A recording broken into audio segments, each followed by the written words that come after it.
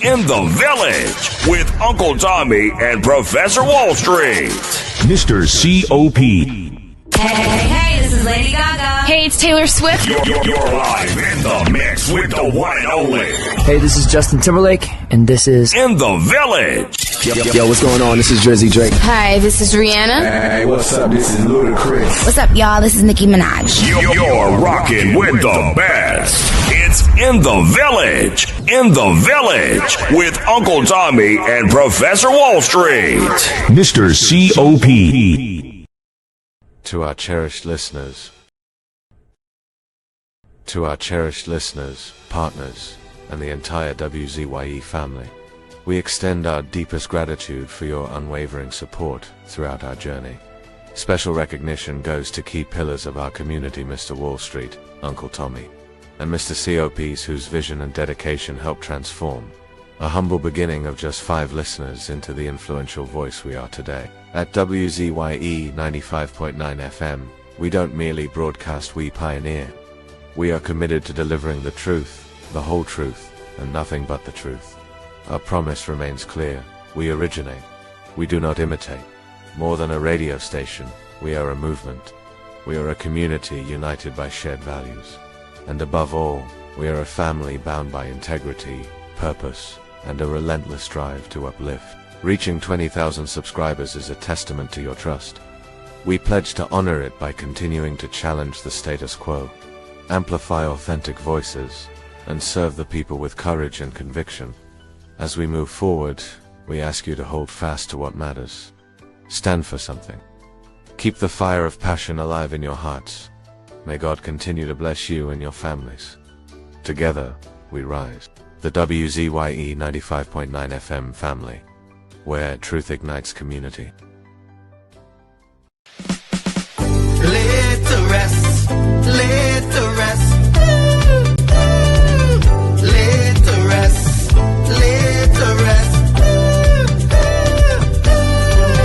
It's a ledge, it's a ledge, it's a ledge, it's a ledge. Hey, tell them Kamala say, he and them dead. Petrochen workers say, the party dead, dead, dead. Bubble billions missing from the treasury. Corruption with taxpayers' money, the end is here, security. He and them dead. Hey, tell them Mooney Lal say, he and them dead. Even the 1%ers say, the party dead, dead, dead. They support us mourning and crying. Funeral arrangements they making, the DMO leaving. He and them dead. Condolences to the Balize. SIEP, no more pale pale. The rising sun is ready to govern Trinidad and Tobago for a brighter tomorrow. 1. Restart the economy, 2. Health sector, immediate victory. Abolish crime, put sports on the front line. 4. Every pipe must have water. 5. Roads smooth as 6. Provide people with work. UNC ain't making jokes. Tell them drilling say, he and them dead. Social media say, the party dead, dead, dead. The registered party members in pain. Scarborough, the put a spin. Inside sources say, he and them dead. Tell them Arnold say, he and them dead. Police, army and prison say, the party dead, dead, dead. Election night, flambeau burning steady. The casket was on the hearse ready. Read the red eulogy. He and them dead, dead, dead. Tell them Kamala say, he and them dead. Some of the members say, the party dead, dead, dead. When the carrot come leaders hear what's up. Seems like not one of them was in shock. Put them in one big box. B and them dead. Tell them Mooney Lal say, B and them dead. Teachers, doctors and nurses say, the party dead, dead, dead. All the bad investments and fellas make. Investors not coming for the work. No more ice cream and cake. B and them dead, dead, dead. The red party showed no empathy for 18 babies and pipeline families. They so heartless, citizens in distress. The country in a crisis, SOE and still lawlessness. 1. UNC on a mission 2 to correct the school system. 3. End poverty and clean up TNT. 4. Speed up the housing process. 5. Lower taxes. 6. Revamp we energy. Bring back the oil refinery. Tell them Kamala say, P and them dead. church workers say the party dead, dead, dead. But billions missing from the treasury. Corruption with taxpayers' money, the end is here. Security, we and them dead. Hey, tell them Mooney Lal say, we and them dead. Even the 1% say, the party dead, dead, dead. They support us mourning and crying. Funeral arrangements they making, the DMO leaving. We and them dead, dead, dead. Tell them drilling say, we and them dead. Social media say, the party dead, dead, dead. The registered party members in pain. Scarborough to put a spin. Inside sources say, we and them dead. Tell them Arnold say, we and them dead. Police, army and prison say, the party dead, dead, dead. Election night flambeau burning steady. The casket closed and the hearse ready. Read the red eulogy. We and them dead, dead, dead.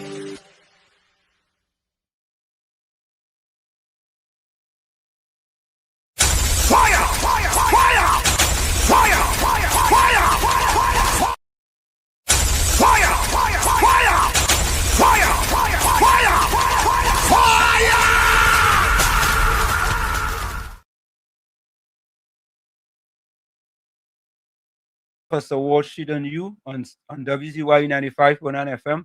We come to you every Sunday from 1 to 4 p.m. That's every Sunday. Don't forget, folks, when you join us, share the live, WZYE 95.9 FM on Facebook. Subscribe, WZYE TV and YouTube.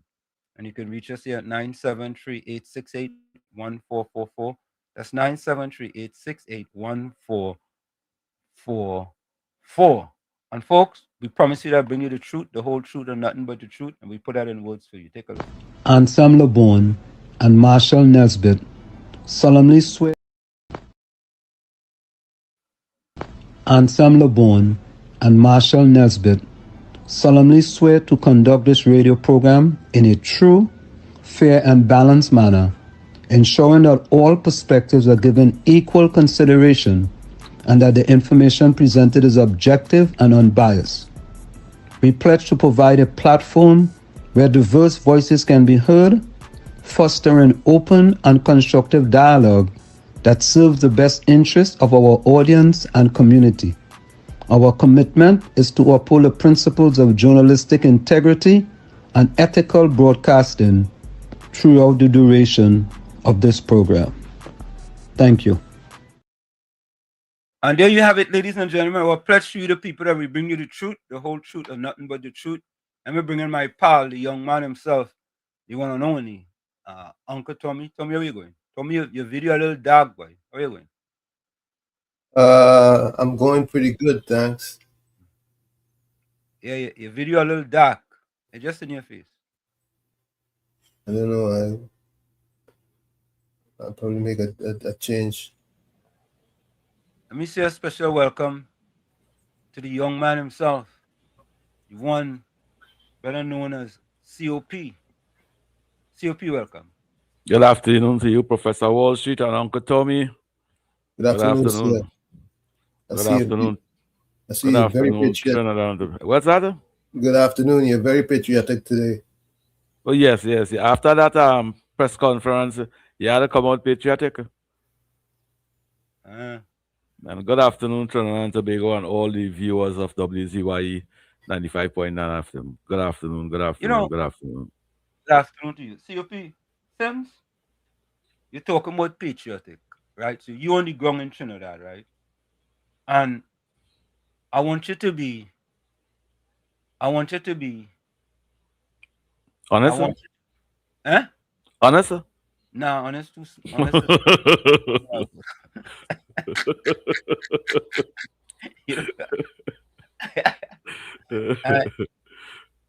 I want you to be very critical.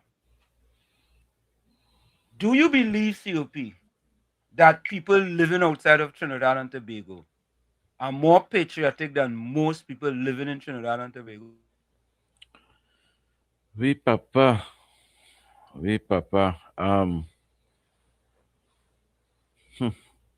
Yes. COP, before you go on, you're sure you want to answer that way? Yeah. Okay, go ahead. I think many citizens who live outside show more concern than the citizens who live in right here amongst our citizens. And I'll tell you why I'm saying them thing. Right. In the Republic of Trinidad and Tobago, and if I have to link it, we supposed to be patriotic, especially for the development of our country. When we look at how the citizens of this country keep a blind eye and unpatriotic for so many years in the Republic of Trinidad and Tobago, we can identify the disasters that take place. Why is the citizens supposed to be patriotic rather than keeping a blind eye? I can understand why our country in this dilapidated state right now. And when you look at it, even on this program, and you listen to the foreign callers and them show more patriotism than the people them that living over here. But don't ask me too much of them questions for me to bring down the people that are living amongst too much. Yeah, that's why. That's why. As you see that, Just School says, patriots don't abandon their homeland. You on your own with that. Just School, you on your own with that. I don't think it's abandon. I don't think it's abandon. It's independence, opportunity. People look forward, not abandoning. And when you're living outside over there and you're still concerned and the contribution you make on behalf of your country and the development of your country and the future of your country, I don't think that is abandoning. Yeah. Let's take this call. Mr. Intellectual, welcome. Let's Pro Uncle TCOP and everybody on the live. Yeah, man. That question you asked there. It's a real low blow. It's a real low blow. Yeah. I guess you're going to understand where I'm coming from because, you know, all the patriots in Trinidad and Tobago, right? When they talk out, they just want to kill them. Yeah. When they stand up, they just tear gas them. When they look to voice their opinion, they lock them up. Yeah. They just beat them. You understand? So the patriots and them get subdued in such a way that when things happen, they look for outside platform to voice their opinion. Now that the brothers and them in the diaspora, right? Them outside. And they're more free than everybody else to voice their opinion and speak out loud so that we could hear them. So we will tell yourself, well, boy, you know, them fellas and them sounding more patriotic than we are. But the truth of the matter is, the true patriots does voice their opinion inside and outside of the country. Correct. And I don't think anybody who is a patriot, right, would stay silent in spite of. So there are those who may seem to be unpatriotic, but deep in the soul, there are no real true leaders to bring them out. You understand? Now they're getting a little voice. And because of that little voice, you understand, platforms like these, men could stand up and talk out. Right. But you notice that a lot of people, even when they call, they're afraid to call a spade a spade. You understand? I get that people just call this station and say that, oh, I want to say that the government doing something good, but they have problem with the rest of things that is good, you know, but that they don't like. You could call that patriotic. Okay. Not patriotism. That is being hypocritical. But when you're a true patriot, you call a spade a spade. And if the government doing something wrong, you tell them that they're doing something wrong. Right. And whether your supporters and them vex with you, you're supposed to come. You see, like how COP does operate? I admire the man, you know. If he feel in his heart that something ain't supposed to be, and he talk out, he have a right to say that, you know. That's patriotism. So that people could hear and people could understand that, listen, this is not the way that we're supposed to go down.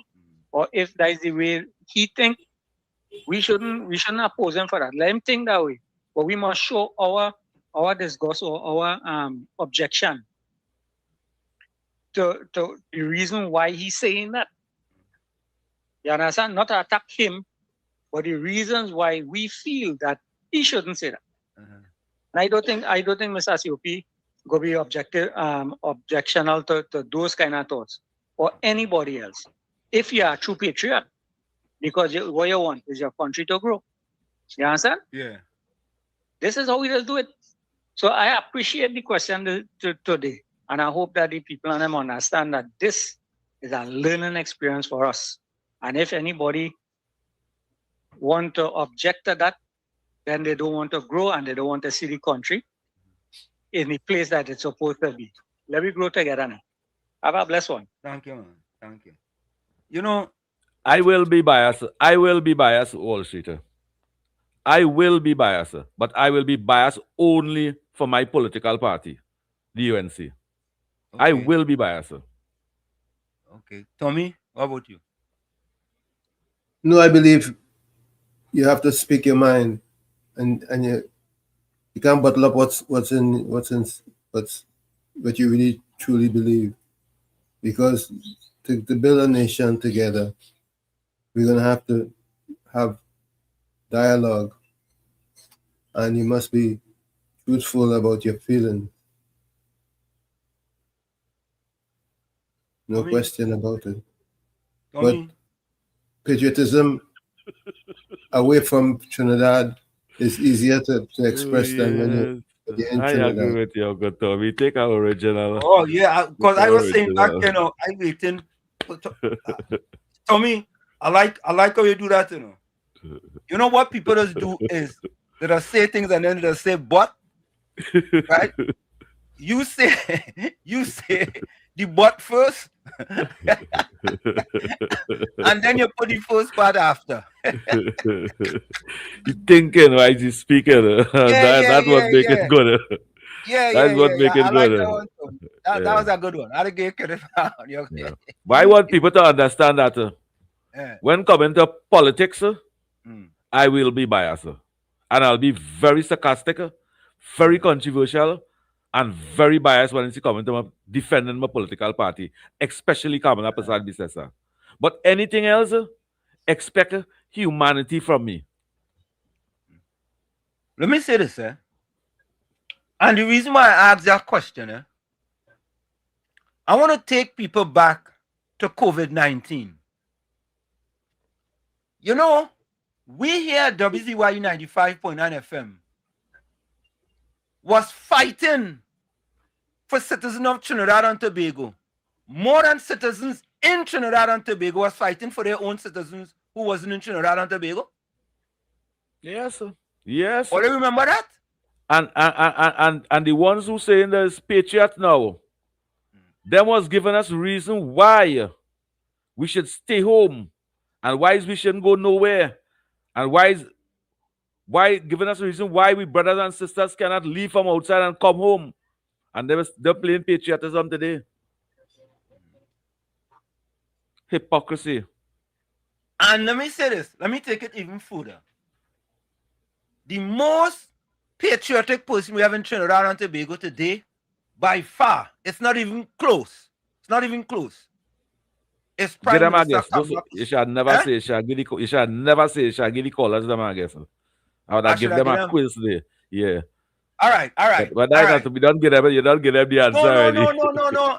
Maybe they ain't get it. It has people like Gordon who doesn't get it. You could ask them to send a voice note. Who are the most patriotism leader in Trinidad and Tobago? In your estimation, yeah, Gordon Dryden ain't go get it. Gordon Ganga Chana Dryden Joseph ain't go get it because Gordon applauding the government just Thursday and say what a wonderful work they're doing. And I hear them on radio station. Applauding the government for the wonderful work they're doing. We didn't ask the question who is unpatriotic. That's not the question we asked. We asked who is patriotic. Let me say hello to Gordon Ganga Chana Dryden Joseph. We say who is unpatriotic. And we know it's patriotic, not unpatriotic. So, Right. folks, who in your estimation do you believe is the most patriotic person in Trinidad and Tobago today? Call us with your answer or send us a voice note. Call us with your answer. And from now to 4 o'clock, we want at least 15 new callers to give us the answer. All right, let me go to the chat. Oh, first of all, first in the chat today was Rajendra Maharaj. Yeah, and I see Volsang arguing, but who was first in the chat today? That fella to be always arguing when he's also running. If he's also run, take your participation medal and go and sit down in the corner. But you always arguing. I don't know what it is. Caribbean Soul, take care of that fella for me now, please. Please. Man, always arguing, boy. If you tell me, I don't know what it is. I know what it is. But I'm not trying to get in nobody business. I stay not at people business. I'm not trying to get involved in that. I stay not at that. Although don't involve me in that. I stay not at that. Uncle Tommy and he own with that. Yeah, Tommy on your own with that. Who Well, just no Tommy? Is it worries. Monica Ramkison? No, first was Rajendra Maharaj, then Anand. time? Let me see the time here, I'll tell you. Nah, he can't be before Monica. What time? Hold on.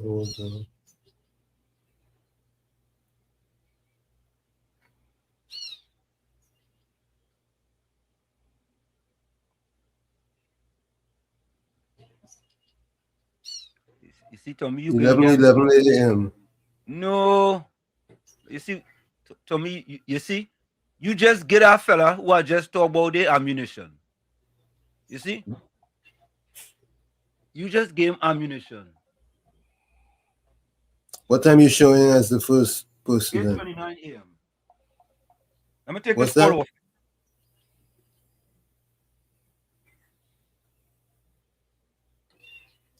What are you showing COP? I know what you're saying there. What are you showing there? You're showing nothing. We now taking a call off here there. Yeah, Look like caller, welcome. Good afternoon, Professor. Good afternoon, sir. Pritchard person. Yeah. Emperor Selassie I the first. Where you Pritchard? But Mr. Washit, Yeah. as a man want to come out of the black book. Because I feel like put me in the black book. Because just now Friday, I went down by the parliament and I see the Honorable Prime Minister. Then the Prime Minister, the minister, who was now in the press conference there, and she told me was to call she, because she knew my mother was sick, and Pastor said, when I go in to check she, I see that the press conference there. You know when them see me, them wait till the press conference ready to done, to tell me, to tell me on Wednesday, Dominic see the minister. But Mr. Washit, I go through real victimization thing, but them class are simple thing. I say I fight and toil. They want to shoot poor people to the lowest class at the end by. I knocking on doors, no opportunity. My minister and all blacklist me. When I go to go by the MPs and them, all right, what? All right. Okay. We go work to get that better, KFC. We go work on that to get that better. KFC, you got to talk to Mr. COP privately and get a strategy in place. We will work to get that. We'll work to get that better. Let Do me you hear leave me, that off KFC? air now. Yeah. Let me leave them thing off air now and we'll work to get that better. All right. With So the help of Professor Wall Street, we will work to get that better. yeah. Tommy Monica Ramkison was first in. Good morning, Wall Street and all viewers. Then Batos was next. Good morning, WZYE and all the villagers. Then Hafiz Mohammed was next. Yeah, then was in like 8 something and 9 something. Wow, Then I don't know Batos why. says it's cold and snowing. Couldn't stay out for long. My hands showed. But what Batos? Where Batos is in? Where are you located, Batos?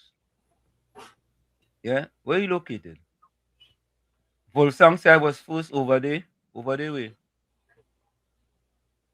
Yeah, to me So like that's I all see he now. was first. When I watched earlier, and I to me like I see he was on first. Who, Volsang? Yeah. And I Who's say, first? wow, boy. He was Huh? first after the two people signing.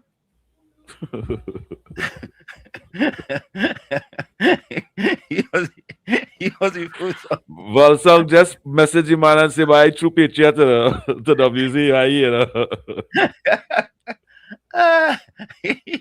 He's a true patriot. Yeah. Or Semantic 62 say some of the activists who didn't get hampers now want to sign petition against KPB and UNC. You know about that, COP? Nah, I don't know about that. Huh?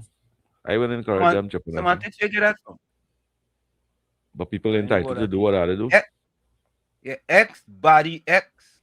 I wonder if body X first time here, boy. Clico is a black man company that P&M destroyed together with the. I would think with the 1%, boy. I go put that in the 1%. Correct is right, body. Correct is right. The P&M don't want to see black people prosper at all. The P&M only want to see black people in the sub-basement. And when they see them in the sub-basement and to continue to vote for them, they're very, very, very happy about that. Very happy. You understand? You listen to David Nackett. You listen to David Nackett and the Senate. Yeah. Yeah. Ay, carumba.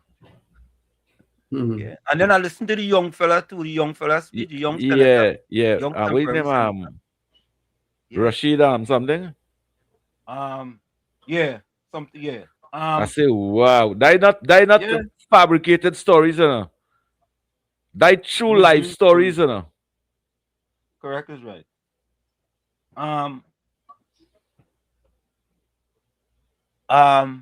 Batos asks a question, right? And I think I have the answer for him. Let me see here. And I'll make sure I save it in my phone. Batos asks. Okay, let me see. Okay, here it is.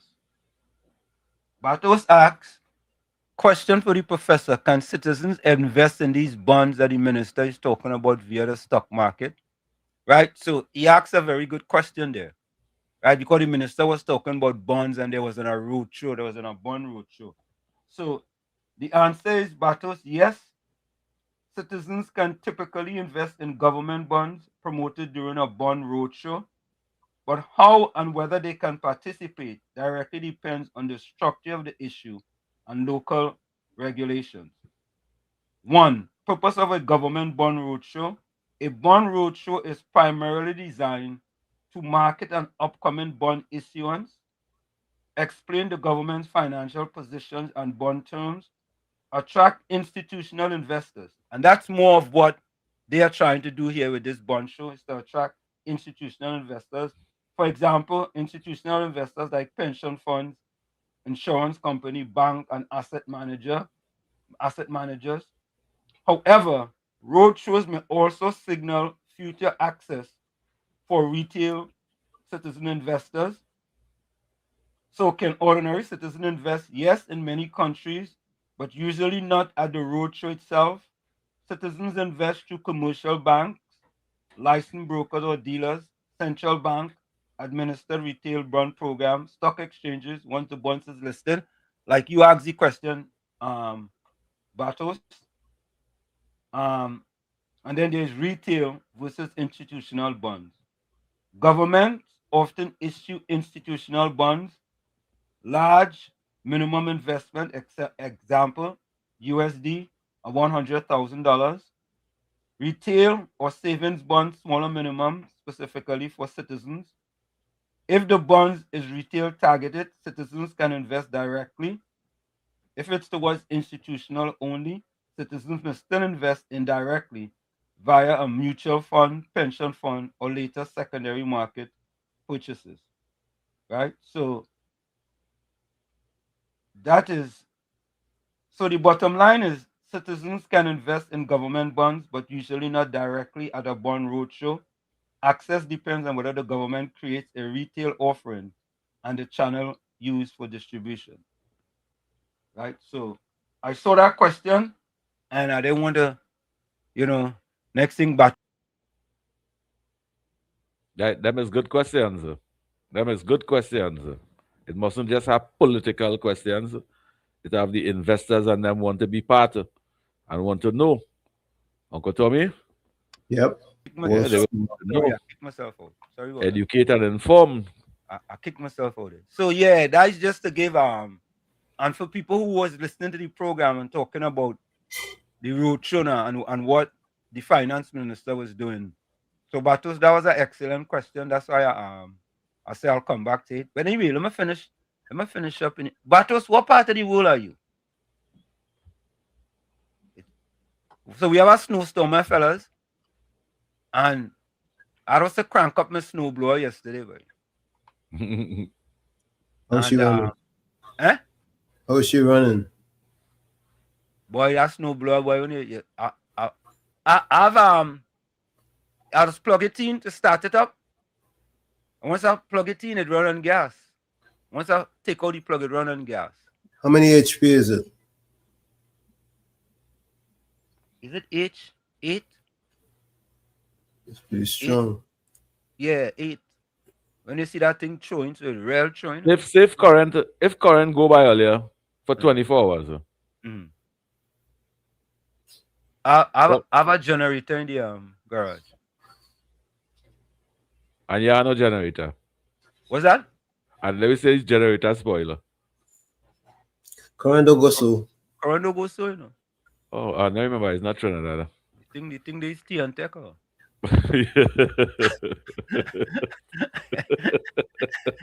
What happens that they have enough backup system that even if they have enough backup system. And you know, COP just say that what a place all you choose to live, boy? What a place all you choose to live, boy? No, place to live. COP, many of us didn't choose to live there, you know. Well, right, there were sometimes the opportunities over there too. But our parents choose that first. So there's I shouldn't say that way. I should say that what a sacrifice you all make, eh? But there are a lot of benefits. Correct. Benefits. I'm enjoying the right thing there, so. So COP, go ahead, Tommy. The benefits far outweigh the negative and or drawbacks. Correct. So I ask myself this question all the time, man. If I had stayed in Chumakak until to this age, what would I have been? You might have been Brother Blues partner. No, I ask myself the question all the time. If I had stayed in Chumakak until, what would I have been today? What would I have been, boy? You'd have been running. Yeah. I think I'd have been still running. I'll still be trying to find a scholarship. You would have been running looking for success. True, correct is right. I think so. Caribbean so say Batman. A lot of state-owned companies have shares with citizens, but it's not for me and you. It is for who they know does get first preference. Yeah, but I remember one time when I was working at the New York Stock Exchange, I went to the Trinidad and Tobago Stock Exchange. And when I went there, if you talk about Jurassic, Stone Age kind of system that they had there. But anyway, that's long gone. I think they have upgraded it since. Marilyn says, yes, we are. I guess Marilyn is outside. So Marilyn's saying that people living outside of Trinidad are more patriotic than people living inside of Trinidad. The cipher of thought. That's a good one. Cipher of thought. Nobody living outside are not more patriotic. They are more sympathetic. Nah.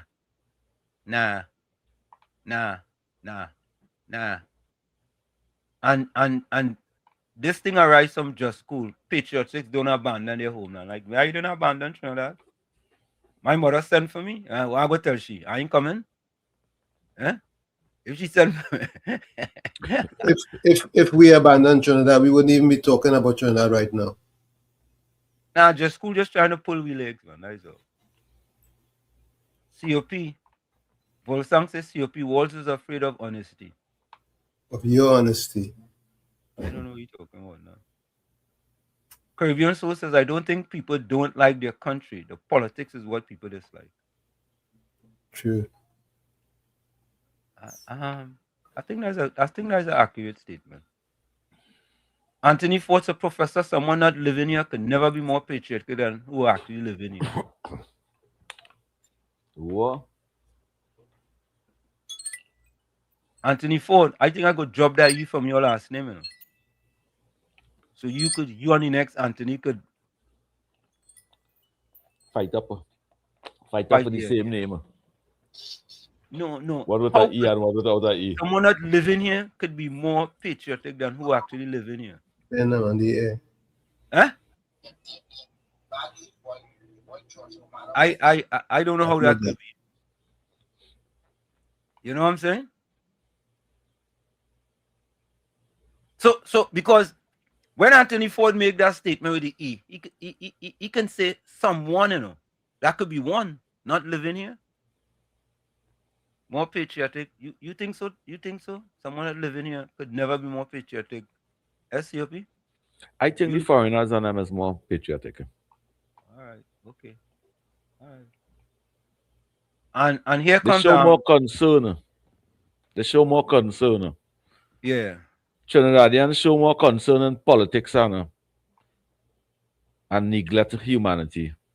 What they're supposed to really be standing up and fighting for. Right. Yes, so Anthony Ford, why would two dual citizens of Trinidad and Tobago, Tommy and myself, have a program 3 hours, 4 days a week to discuss things in our country when we could have a program to discuss things in our birth country rather than to discuss things where we currently live, and we have lived here longer here than we have lived in Trinidad and Tobago.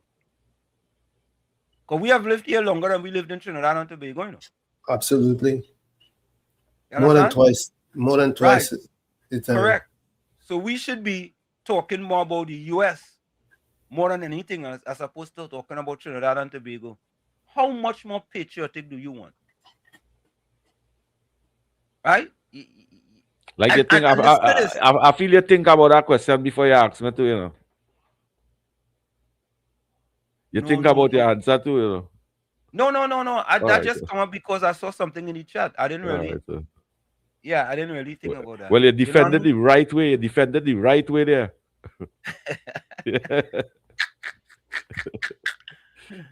Yeah, I mean, really and truly, when you talk about, if that is not patriotism, then what is? You see what I'm saying? If that is not patriotism, patriotism for nearly half of the population in this country, over 300,000 people, is being a PNM. And them tell themselves, when PNM in power, they are patriotic. Half of the country, that's why I mentioned they're not patriotic. And correct is right. Right? And to me, that, let me ask the next question, COP. If you are Trinidadian and you leave Trinidad and Tobago, and in 1 year you lose your accent, are you a patriotic? Are you patriotic? Are you a patriot of your country? You're a hypocrite and damn hypocrite in your language, and your accent. It's how people just go away for 3 months and come back and talk in Yankee by me and just walk away from them. Them patriotic? Eh? Yeah. Anthony Ford, them patriotic? Eh? I want you to ball, sometimes you hear someone them just go away for 6 months and come back the way you're speaking, the way they're speaking, you just chips and just watch them and say, what really wrong with these people and them, you know? So the cyber of thought says, how many people living outside come to vote for any election? 5%? So you ask a question and you answer your own question, right? So I'm going to try to answer that question. Tommy, you think is as little as 5%? 5%. Possibly. 5,000. Early 100. 5 was at 20. 5 was at 5 was 6. That was maybe 6,000. 5%. Let me see. 5%. Let me see. Are we getting numbers right? 1.4 million. right? He's probably talking about 5% of the persons outside. Okay, hold on.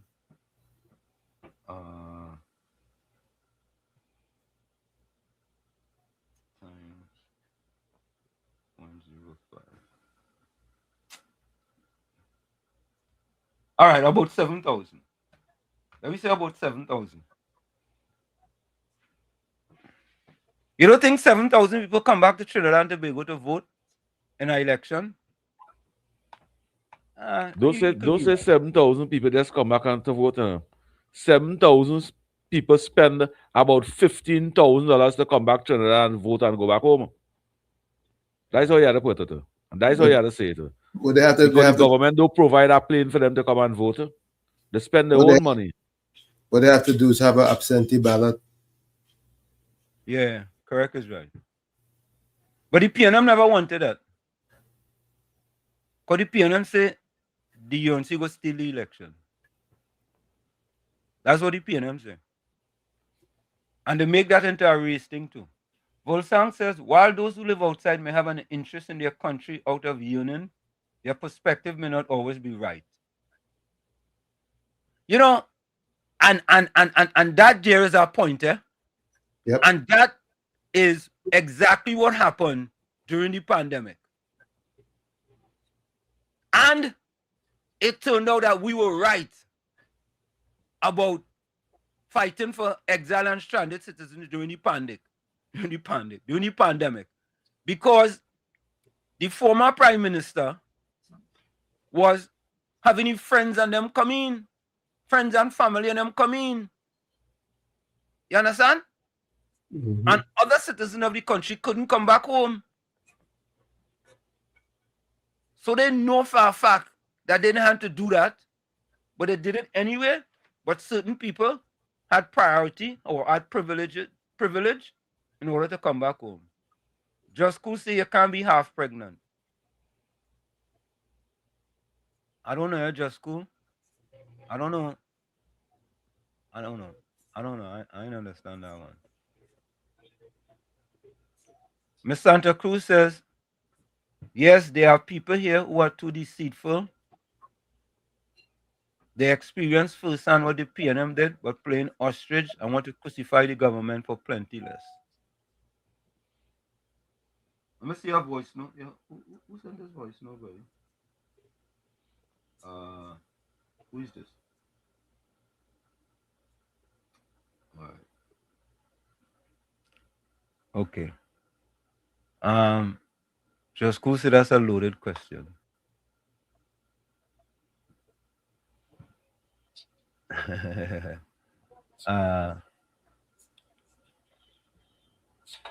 don't know. Monica Ramke soon said not everyone look for handout.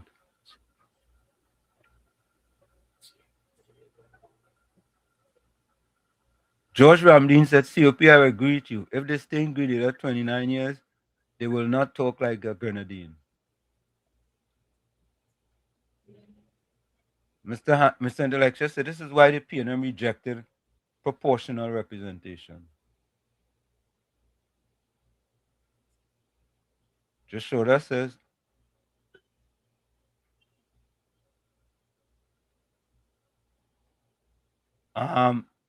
Just Shoda says, good afternoon, guys. I saw in another program saying the host was saying that Wall Street, don't let me buy a ticket and come up there for you. What are they coming for me for? What are they coming for? What are they coming for? Some just go right to Tobago for a week and start talking like a Tobagonian. Capitan C lost the accent in 3 days. Capitan is true, you know. Capitan does talk like a real Capitan is a. When Capitan talk, you don't think he's no Trinidadian, you know. So, hello, my name is Capitan. But how come Gordon Ganga Chana Dryden Joe talk like a Venezuelan? Didn't they exile him to Venezuela at one time? Yeah. I mean, didn't they send him to Venezuela? Yeah. I think the parents wasn't able to see about him. Okay. But he Say hello in Spanish now, Gordon. Tell me something in Spanish now. Hola, hola, hola. Mr. Santa Cruz, if you had stayed, you would have been an established citizen because you have ambition, not looking for handouts. Santa Cruz, I stay away from that. Santa Cruz, don't bring me that. I don't. Oui, papa. Oui, papa. Uranus says, if patriotism is based on where you live or what concerns you exhibit about your country. Folks, you're going to take that break. It's Sunday Talk, Let's Talk Politics with Uncle Tommy, COP, Professor Washington, you on WZYE 95.9 FM. We come to you every Saturday from 1 to 4 p.m. Every Saturday from 1 to 4 Sunday. Every Sunday from 1 to 4 p.m. Tommy, thank you. Every Sunday from 1 to 4 p.m. Don't forget, folks, and really join us. Share the live. WZYE 95.9 FM on Facebook. Subscribe. WZYE TV on YouTube. And you can reach us here at 973-868-1444. That's 973-868-1444. Also at 973-609-6509.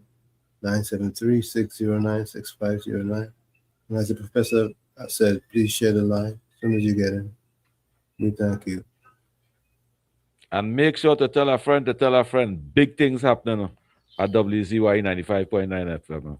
Just listen to all the notification. Big things happening. Big program. We'll be right back. You're listening to WZYE 95.9 FM. You are listening to WZYE 95.9 FM, the most influential name in Caribbean radio in the tri-state area. Broadcasting from East Orange, New Jersey, the most influential name in Caribbean radio, WZYE 95.9 FM. Back with you. It's in the village. It's Sunday Talk. Let's talk politics. Yeah, we coming back quick because we wanna lazy the people today. It's Sunday Talk. Let's talk politics with Uncle Tommy, Professor Wall Street, COP, and you on WZYE 95.9 FM. We come to you every Sunday from 1 to 4 p.m. That's every Sunday from 1 to 4 p.m. Don't forget, folks, to be join us. Share the live. WZYE 95.9 FM on Facebook. Subscribe. WZYE TV on YouTube. And you can reach us here at 973-868-1444.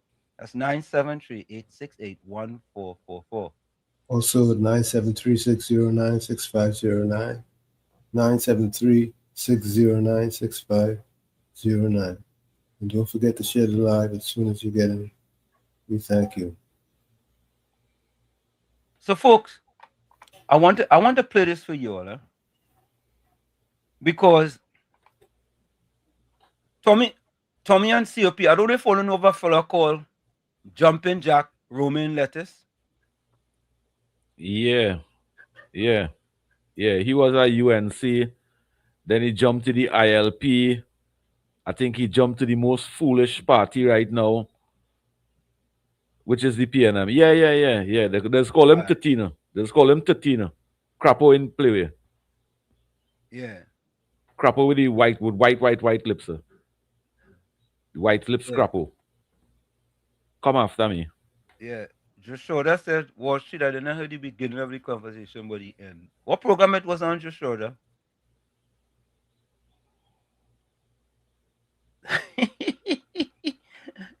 Semantic. I stayed out of that comment there. Okay. What?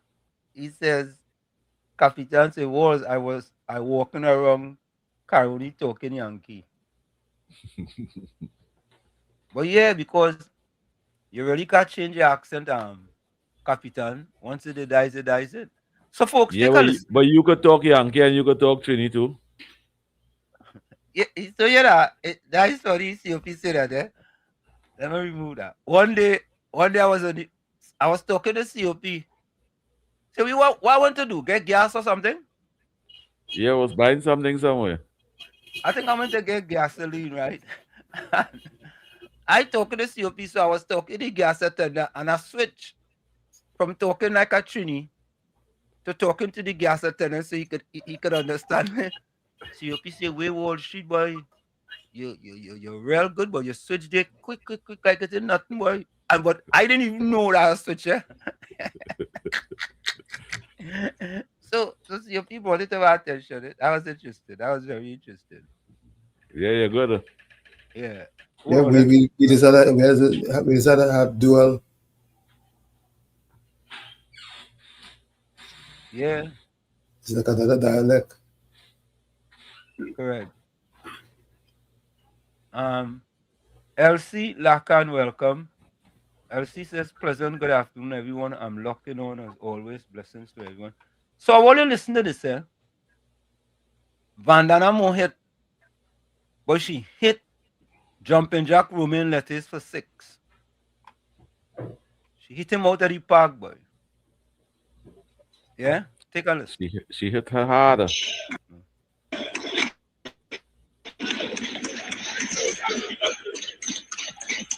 Thank you very much, Mr. Speaker. In the 4 minutes that I have for today, I rise to contribute to this motion with a deep sense of responsibility and firmness. And let me say, Mr. Speaker, that I am proud of the government of which I'm a part of. And most importantly, Mr. Speaker, I'm proud of all of my colleagues because they work very hard in the interests of the citizens of Trinidad and Tobago. Mr. Speaker, the last speaker, I don't have much to respond to. As usual, Mr. Speaker, when he speaks, Mr. Speaker, well, the man reached 1995, yes, to get something to talk about. And, you know, he went on to attack my colleague for Cuba South. That if he was, yes, you attacked my colleague. And I will tell him he attacked my colleague, but when you touch one on this side, you touch all of us, Mr. Speaker. You referred to my colleague as moving from Princestown to Cuba South, but my colleague is a member of the UNC, so he can be moved anywhere in Trinidad and Tobago under the UNC banner. Unlike you, my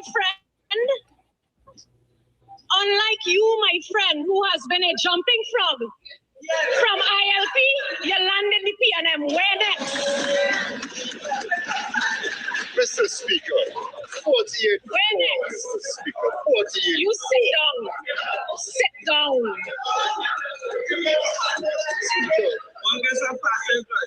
Again, let the member complete. Mr. Speaker, my colleague on the other side went on to speak about he had nothing to tell us except about his constituency day. Mr. Speaker, on a point of order, 48-1. I don't think it's relevant at all to the motion. You sit down and It's not relevant to the motion here, man. Mr. Speaker, point of order. I ask for your intervention.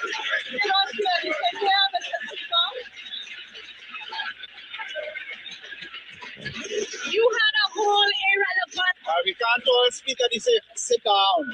Sit down. Both of you. Yes. Continue. Overruled. Mr. Speaker, they can try to run down the time how much they want. Failure is on that former minister's head. Again, 48-1, what time? Failure. 48-1, I don't see relevant to this at all. Mr. Speaker, Your government business. Splendid contribution, member for Shogunas East. Mr. Speaker, I beg to move that the House will now adjourn to a date to be fixed. From members. Yeah, boy, one them more hit listing hard, boy. But she talking the truth. Hit hard. She talk the truth. Jumping frog. She call him a jumping frog, you know, which she's right. Yeah. She's absolutely correct. You take this call. Point 14, welcome. Hey, well, she pleasant good evening to you, your co-hosts, and Uncle Tommy and Uncle COP. Pleasant good evening to Trinidad and Tobago. Yeah. Same to you. Good evening to you, brother.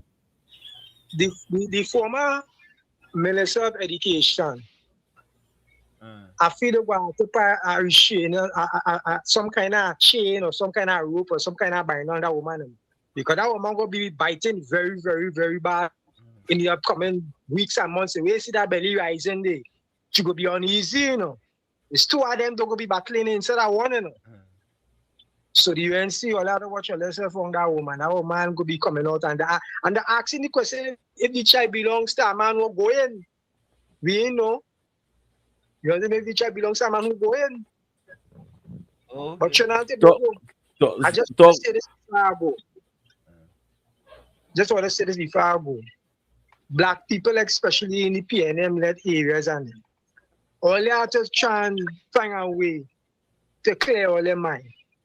Because as far as I see for the longest while, the PNM playing with black people emotion. And they see when they put them in a position where they always have to be dependent on somebody to get them a hamper.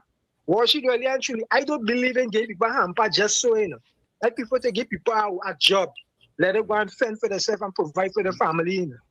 It's only when they can't work like KFC where you have this disability, you know, you give him something a little extra, a little something special for him to meet his daily needs. But the average person who could go out there and work, I prefer you get a job.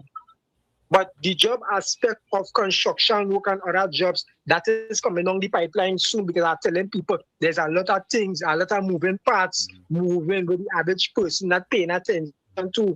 These investors and then with the government going and bring from different parts of the world to come here, it's going to open up jobs.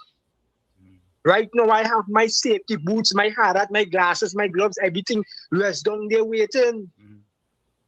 You understand? I just drive forklift. I just drive the Zoom boom. But I'm waiting because I know the opportunity is going to come just now. KFC, if you're listening again, you need to tone it down. You need to find another way to get your point across without bringing it in the public space like this. Talk to somebody privately, more than one person, and get your business sorted out. Anytime you're attacking the government, so they'll go watch you different. And they ain't going to want to help you. I working with my MP right now, and I had a nice little discussion with him, and I explained to him my position. And he told me go take time, and I understand that because Rome wasn't building a day. He told me things is going to happen, but it's going to take place in phases. So I had to give him the time and the opportunity for him to do what he had to do because he make it mandatory to me. He has to deal with the unemployment situation here in Point Fortin. And I know he will address that problem. You get about a lot of young people right now going mad in Point Fortin, and he knows that. But they're putting things in place because I see it on the ground, I've seen it. So KFC, try and see if they can deal with this thing in a more enclosed environment now. Stop bringing the business out in the open public because it really ain't sounding good. It's not sounding good at all. Deal with this thing privately. Okay, brother? Thank you. Love and respect. Doctor and listening. Thank you.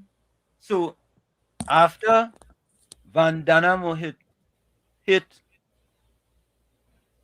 romaine lettuce, jumping jack romaine lettuce for 6. The white lip frogger.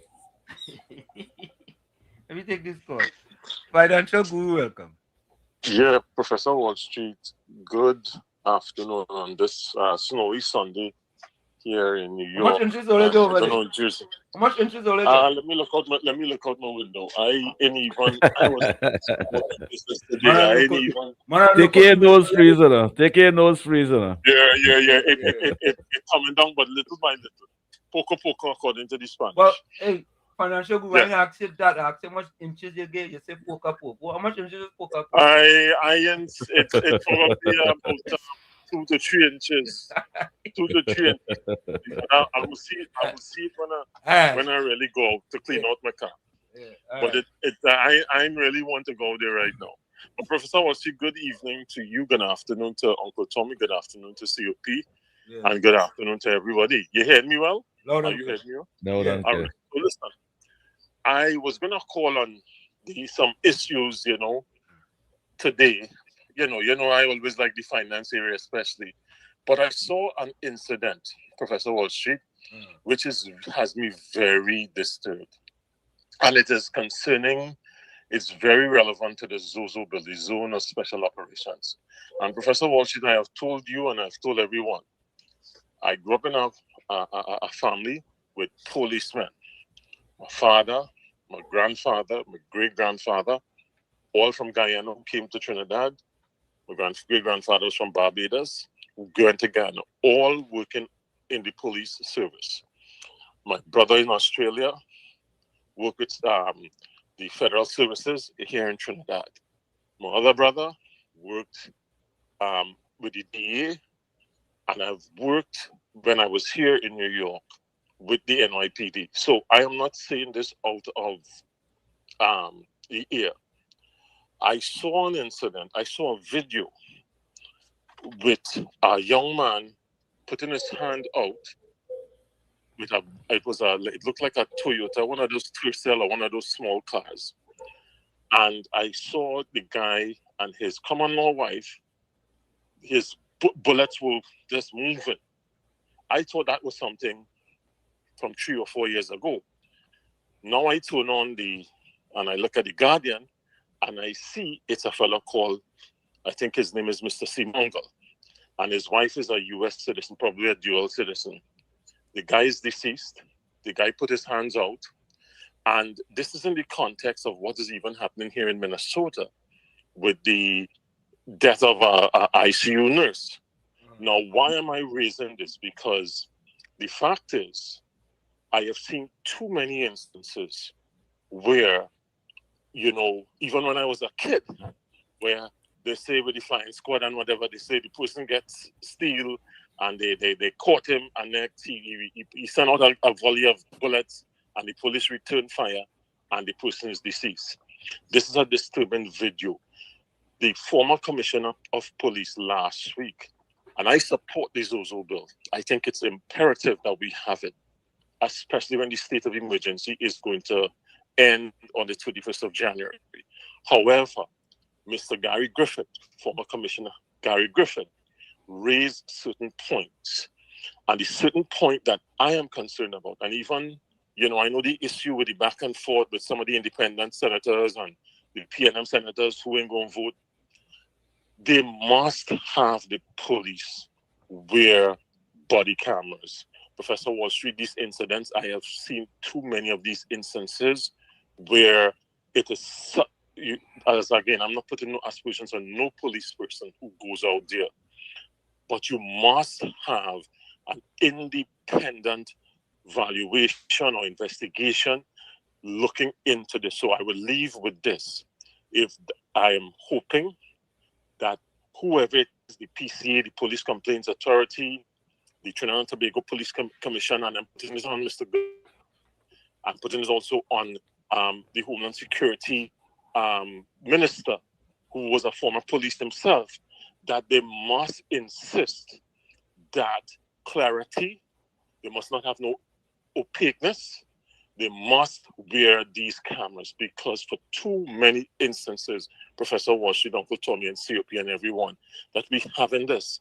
And if we have to put the instruction upon the police service to do their job, to save themselves, they must have those body cameras. So I'm going to leave with this, because even with the incidents here in Minnesota, there's a big hullabaloo in Minnesota. They have people with cameras that are showing otherwise. The people with the Department of Homeland Security, they do not have body-worn cameras. It is too far and too much not to have that. So have a good afternoon. Thank you. I'm locked in and listening, but this is something important that must be addressed by all stakeholders. Have a good evening, everyone. Bye. COP and What? Tommy, what says you? You see that video? Hold on. Before you say, let me say welcome to Aiden Edwards. Aiden, he said good afternoon. Good afternoon, Walsh, Tommy, and COP. Aiden, where you joining us from? Let me also say welcome to Jay Howlett. Merlin Rochester. The world loves you, Donald Trump. Merlin, where you joining us from? 1 minute there.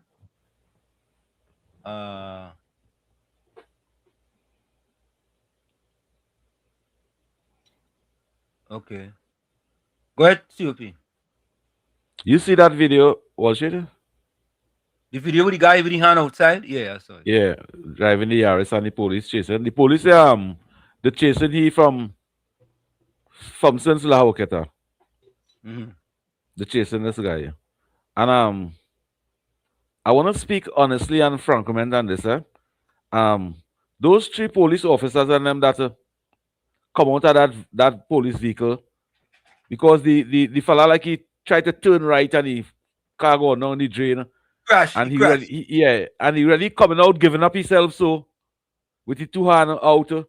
And even though it was a chase that the police responders not to shoot with not a shooter, especially they see no gun, they see nothing. Them 3 police officers they're not supposed to have the badge today. They're supposed to be arrested or how they call it outside over there. They're supposed to be detained. They're supposed to be detained until further investigation without leaving the police station. And unless those things happen, the citizens of this country will not have confidence in the police service. Because once we see that them police officers then be detained one time and the badge and the gun and things stripped from them. Because in the public view, you could see that unconstitutional. You could see the police them actually violate. You can't even look at it and say, well, look, he was fleeing from the police. He could say he was fleeing the police because they was pointing gun at him. The guy wasn't pointing no gun at the police. The murder accused could say the police them was showing me gun die while I was driving hard and moving away from them. And they just come out of the car and pull gun and shoot. Who give the police the authority to do that? Who give the police the authority to see people hand in the air, even though that fella just commit a gruesome murder and the police chase him and he have his hand in the air, so the police have no right to pull bullet to shoot this guy. That is when somebody surrender. And as long as the police understand that your work is to protect and serve the citizens of this country, not to contribute in those kind of things, they did not even think. They come out and shoot. But unless the commissioner and police take them things serious and bring these people them accountable, we will always have a problem with the police in this country. And if the commissioner and police want the citizens of this country to have confidence in him and want that family to have confidence in him, I say do the right thing. Investigation like that with evidence in front of you don't take 24 hours. For me? The right thing has to be done. That's why it's imperative that police be wearing body cams. That footage is not a body cam. That footage come like a body cam. What difference would I get? If the police had body cam, if the police had on a body cam, it would have exposed themselves by telling them, they would have been saying, hey, we pull shot, shoot one time. That one would have picked up in the body cam. And they would have still see 2 hands up in the air. Let me take this call. Anderson, welcome. Yes, sir. Well, she's been listening since 7 o'clock this morning. Back again, Elijah to say good day or nothing. Uncle Tommy. Okay, go ahead. COP and Mr. Walsh, good afternoon. Good afternoon. Good afternoon. And all of the beat contribute.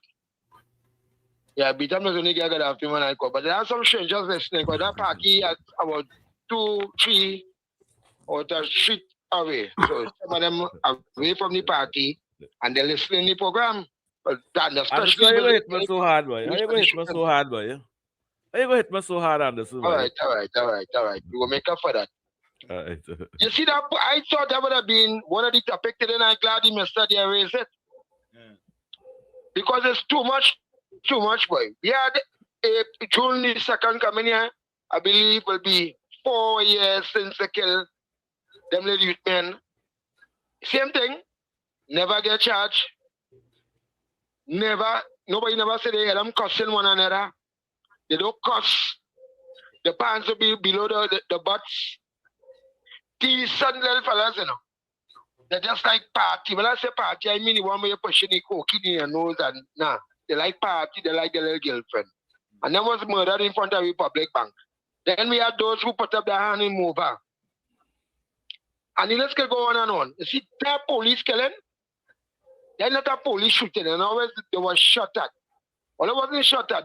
That young fella never had chance or handcuff to go on his hand. He dead today. He had nothing for the law. He had no court matters. Sometimes you police behind you say that mean if I ever see that happen, me park up but I seen people. Sometimes that happen.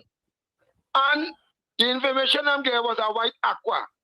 Now they feel everybody that see driving Aqua is a bandit. There were police, that 4 police and 1 shoot after me. One have Aqua, a police guy she have Aqua. And that doctor is driving Aqua. What is Aqua? So a white kind of small vehicle. What? That small vehicle like. Who make it? Which company? Toyota. Believe it's Toyota. Oh, Toyota. Okay. Right. So the police let them see that as a criminal, a bandit, a cocaine seller, or a pusherman who's selling weed or something like that. But there's other main rentals too. Okay. Them use excessive force. In caring about their duties, they fail to care about their duties the right way. And I don't know how Trinidadian gets awful. I don't know how the roads are main block yet. With this kind of thing, you need to go on and protest. It no state of emergency. My name is Anderson Kenway Wilson. It no state of emergency with them thing. I call in on Roger Alexander. I sent the video to our superintendent partner mine, senior superintendent Ramisa. I had constable friends there. All my partner is superintendent, acting commissioner, police. Yeah, that's the kind of friends I have. So I sent it to train them. I must say that senior superintendent Daniel too. So I didn't let's get going, you know. Wall Street, that is why I call unjust. I think the commissioner with all the big talking, the talk and the men, and many men go there, they train to do this. They wasn't trained at all. A man push out the hand, but you would have got a handcuff on the hand. And it would have been one full arrest. It would have been simple. The man gonna drop off food, you know. Right? The man is one of them fellas who on the block, looking to sell a 10-piece, or asking somebody for $10, you know. He doing little catering, dropping off food to make an honest little dollar. The Aqua them was chasing lost them long time. But let me tell you something about some of the drivers in the ghetto. They're better than the police drivers. Sometimes some of them pull up, but I know got some police there, I drive through, so. You don't see it in the ghetto we live in, as the lava side live in. That's nothing you don't see here. And I'm saying that's so sad. That's so sad. And we are shouldn't take that. They are good police officers which carry out their duties in the right way. Which perform their duties in the right way and in the right manner. They are good and bad in everything. You see the bad ones and the police are doing that. Well, the citizens are trying to lose utmost respect for you all. Yeah? And then we have this thing now where they're coming with that can't bug me. The Zozo or the Zoa or the so mother or whatever they call it. That can't affect me. Right, because me don't do nothing to break the law. But then too, you will have police, and then too, Kamala, you've been the head of security. You people looking upon you, you know. Because when UNC when everybody should win, and everybody should be seeing some level of justice. And the long and short, when I come to the KFC, I only don't make this no KFC program now. And this no, we don't go down the road. Don't go down the road. Don't go down the road. Oh yeah, you don't make it no KFC program. Yeah. People call it. Well, let me talk about the issues, man. Yeah. Every day upon the program is KFC. Thank you. So I look forward to hear some more on that. Thank you. But you know, the people and them who go call in and say, well, the police was taking his siren and he should have stopped. Yeah, that also call. I said, well, the police, I don't know, sorry, you don't know, you should have stopped. But you just panic, boy. Yes, panic. I can remember some years ago, I hear siren on the beat. Am I driving up slow. Now don't get a little salary. Some years ago, I doubt it is me, no. So I tell you, curiosity, the people are selling the police pass. It's me, the police behind her. Pour me. Come on, pass the license. When I find you have my license in your hand, too long I'll take it from him. Last, I don't, what is resisting arrest? It's this, it's that. So I hope that the family of that young man and the citizen and he will get some justice over that police shooting. What should I look on and listen? Thank you. COP, Tommy. Yes. You want to say anything or you already said something? I said what I had to say. COP, let me ask you a question, right? And I want to ask the listeners and the people in the chat a question. Yes, in those situations, you feel scared. You're not sure if it is. Folks, I gotta take this offline. Give me a minute. Let me take this call off here. Uncle Tommy. Yes, no COP. Citizens of Trinidad and Tobago. How I see this, the laws of Trinidad and Tobago is a stop and ID state. The police could stop here and ID here. May see no video which part the police was chasing him with siren and he wasn't stopping. May see that at all. I see the video, a car swing the corner and the police pull behind. The police pull behind and the police jump out with guns and things. I see the young boy try to open the door with his hands up in the air so, and the police riddle bullet on him. That's what I see. And I speaking from that. When you see a criminal, even though he's a criminal, just commit a gruesome act and he surrender with his hands in the air, the police work in the Republic of Trinidad and Tobago and any part of the world, even which part Professor Wall Street live, is to put handcuff on them. Not to put bullet on them just so. And not even thinking about if it had little children in the car or little children outside the vehicle with party crash. But just shooting reckless. That is reckless behavior from the police and them who supposed to protect and serve. That wasn't in the bush. Nobody wasn't shooting back at the police officers and them to say, well, all right, the instinct, survival instinct kicking over there and we had to shoot to defend ourselves. They're supposed to go down on their knees today and say, thank God it didn't have standby. It didn't have people behind that vehicle or in a gallery or in a yard to be shooting reckless. So it was not one bullet, a warning shot, or two bullets to be, all right, 3 bullets and warning shot. It was direct shot. One shot to body. You don't do those things. It's a clear execution. That is not protected and serving. It's a clear execution. That is what that is. We shouldn't be making excuse for that. That is unlawful. You see, just as how when the man driving drunk and he get a ticket because it was unlawful, he had to pay 20,000 because it was unlawful. This is 10 times worse than that. You didn't pelt him with a stone. COP and Tommy, my simple question is this.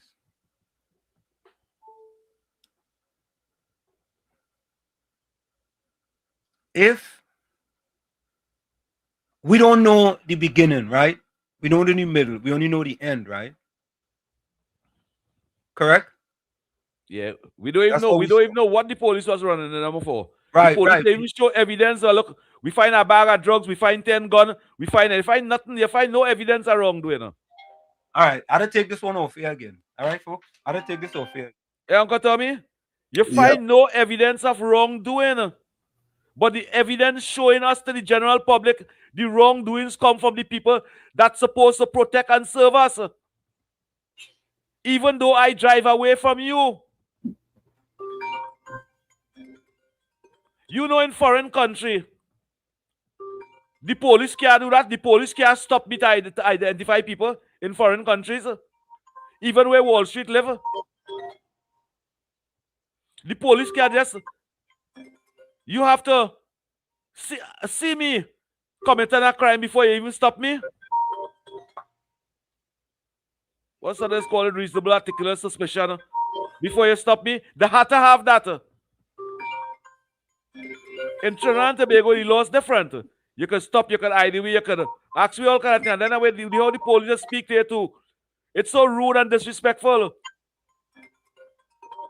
I am saying, as a father too, to lose a son with his hands up in the air, giving in to the police officers, the people them who who swear oath to protect me and serve me. I given up to you, I surrender. And you did not accept my sympathy. But you penalized me with bullet. Today my son not alive today. That could be lawful. That is something we could make excuse of. No, I can't support that. Those police officers they're not supposed to have the badge today. They're not supposed to be working until further investigation. And I am still saying, investigation with evidence in front of your eyes should not take 24 hours.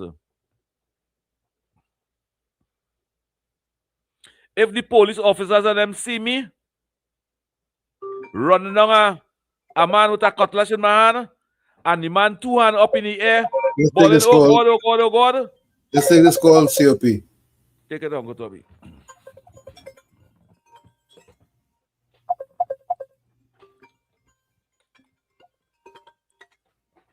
You're live. Good afternoon, Professor. Watch it, Uncle Tommy and COP. But the police them do that young guy, they assassinate that young guy. And gonna come out and tell the police protect and serve. They say they was chasing him from wherever they were chasing him, but he crashed and put out his hand. It's like the policeman like he dropped something. Like he dropped a gun, like he threw the gun out of the car and all them kind of thing. Watch the video, good. But they kill 3 youth men there, come and beat them in Port of Spain there. Them is 3 innocent youth men. But the conversation said, trouble my boy and he beat them down there, his son. I know you may be grieved, but I want to talk about that. But Papa start watching Uncle Tommy, them police them can't be doing poor people, shooting people just so. How you believe citizens to respect the police and them? The man father a press conference with the media, he talk with friends. Professor watched it, Uncle Tommy and COP. But they good afternoon to Caribbean Stone. And Bruno talk there. Professor, watch it. I want to talk there personal and let you know what's going on. I want to come in here and let the world know what's going on. Correct. Because it's over there now. All right. Bless. We go talk. Bless. So let me thanks guys. Let me come back, right? Folks. All we looking at, we making a decision based on the end. We don't have the beginning, we don't have the middle, but we have the end, right? And that is how we are making a decision. And in my estimation, the beginning, I want to believe, is just as important as the end.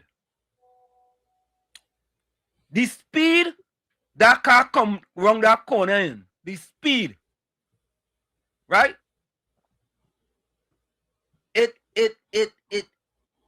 We can speculate. He had to be running from something that happened, correct? So I'm asking. Yes, he could be running from something. He could be running from something. He could be running from the police. So he could be running from the police. So COP and Tommy, once you decide that you are going to run away, Doesn't that escalate the whole situation? I can't even support that. I can't even No, I'm support asking a question. the Once you intention decide of that to thing. run away, You know? does not There's no question that running away escalates the situation, but still, those who are charged with keeping the law, or should I say, serving and protecting, are They supposed can to do be. that in your country. They can do that in your country, Professor They have Walshit. to be responsible. Yeah, they could do that. They could do that. They can do that in your country. Yeah, they have been done before. I want to advise the citizens of the Republic of Trinidad and Tobago. Go on YouTube and watch the auditors and them. Watch Florida auditors and them. Watch all them auditors and them. And see if the police cannot do that in your country and in any other country in the United States. They cannot do that. They will be arrested one time. And once the citizen asks for a supervisor, before I even engage you, you have to bring a supervisor for me. In Trinidad, the law is different. Professor Wall Street, there is no excuse with somebody, the police chasing somebody, and them fleeing the scene, and in a crash, surrender. You know what is the meaning of surrender? Raise my hand. I give in. I give in, officer. I kill nobody. I shoot nobody. I just didn't rob nobody. I commit no gruesome act. But you treat me like I commit a gruesome act. You didn't wound me. You kill me. You didn't apprehend me. You put me to sleep for life. I didn't hurt you.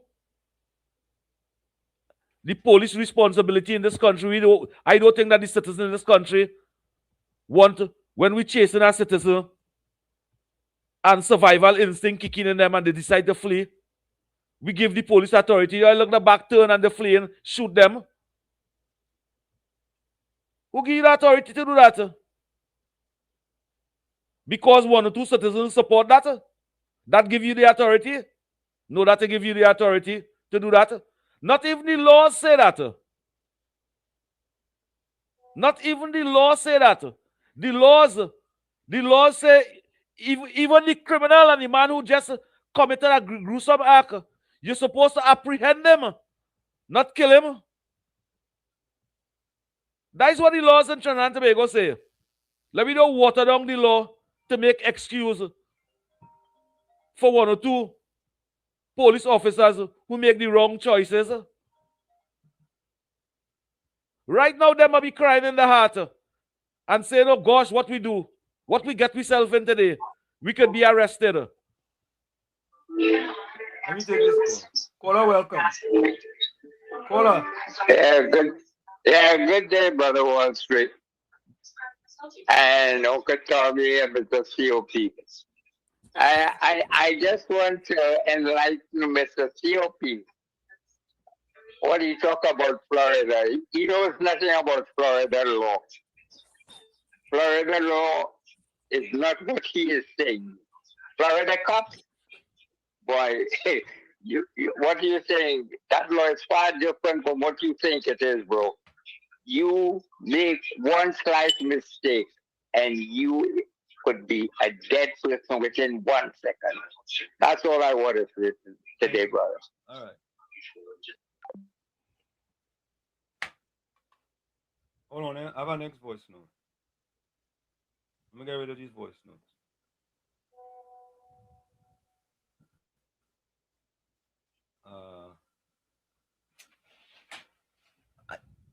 COP and Tommy, I think there is more than just the end result that happened. That's just my opinion. I mean, the last thing anybody wants is for an individual to lose their life like that. I don't think any one of us wants. But why you saying that? Why you saying well, that? What you think? We have to think think about happened? the beginning too. What the evidence? But yeah, but what the evidence showing us? Huh? What the evidence showing us? No, but I the evidence at the end. But that is the evidence we have. You could speculate. You could speculate and says, oh, maybe there was a gun in the car and they throw the gun out of the car. That is the speculation that the police. That is the speculation that the police could be using. But no, but what I'm saying is that what I'm saying is defense. No, but COP, what we are doing is that we are jumping to conclusion based on what we see on the video. Correct? Well, that is what we have to judge by. But the police have more evidence than we have. And they wait. Have more evidence. And wait. Wait. Well, we had to wait to see whether it was justified or if it wasn't justified. All right. Suppose there's more evidence come out and the police bring evidence. Where you go say no? Those videos would have been outside already. Those videos would have been outside already. No, but it's not the same. It's not them police who did that. Them evidence would have been outside already. No, but it's other police have to do that investigation, COP. But they'll do an investigation and then they're going to make a video after? No, they have to do an investigation into what happened. Not the police who did the shooting. So you expect an investigation to go to finish in 48 hours? I am speaking about the police and them who did the shooting. They're supposed to be reapprehended one time. They're supposed to They're not supposed to have their badge. They're supposed to be detained one time. No, not detained. And take the badge. No, not detained. What they're supposed to arrested. Do? No, not arrested either. What they're supposed to do is to put them on desk duty. Take away the ammunition and put them on desk duty. That is what would have happened in your country. Yeah, I agree with that. In this country, they're supposed to lose their badge one time and you cannot leave the station. Well, we in the cell, you're in the cell too. Because in the eyes of the public. The eyes of the public. Yes. No, that can't be. No, because you did it on the job. So you have to go through whatever you have to go through to figure out whether it was legal or illegal. And if it was illegal, let them face the full brunt of the law. I want to ask you a question. Yeah. And I don't want to debate this with you, especially. But in your eyes, what you see there? You see justice or you see law was broken? If I was to just look at what happened at the end, it will seem like it was an extrajudicial killing. And let me leave that right there. No, we can't leave it right there. Mission accomplished. If that was the end. But what about the middle and the beginning? No, I see the middle. Suppose at the beginning a gun was pointed at the officers. We don't know that. I really don't know that. So we don't know but that. If they can't show that in video, but they will show it in writing. They will show it in writing. Man, Pia in that investigation, that's a Pia investigation. No, because we can't predict from now how it will be from the beginning and the middle. We have no evidence of that. And there are no camera. COP, and I think that's part of the problem that we have in Trinidad and Tobago, is that we jump to conclusions before all the evidence are in based on what we see. That is not jumping to conclusion. That is. No, it could never be. It's judging on the reality that we see. It's commenting on the facts what we see. Commenting on the evidence that's in front of our eyes. But we see a guy hand in the air. So what the law enforcement supposed to do when they see somebody 2 hands in the air? What they're supposed to do by law? Wait. Hold that thought. Caribbean Soul saying, was she trying to convince us that police where their body come from start, middle, but remove it at the end? How that make any sense? Take your pressure and leave Caribbean Soul, man. Take your pressure. Yeah, Take your thing.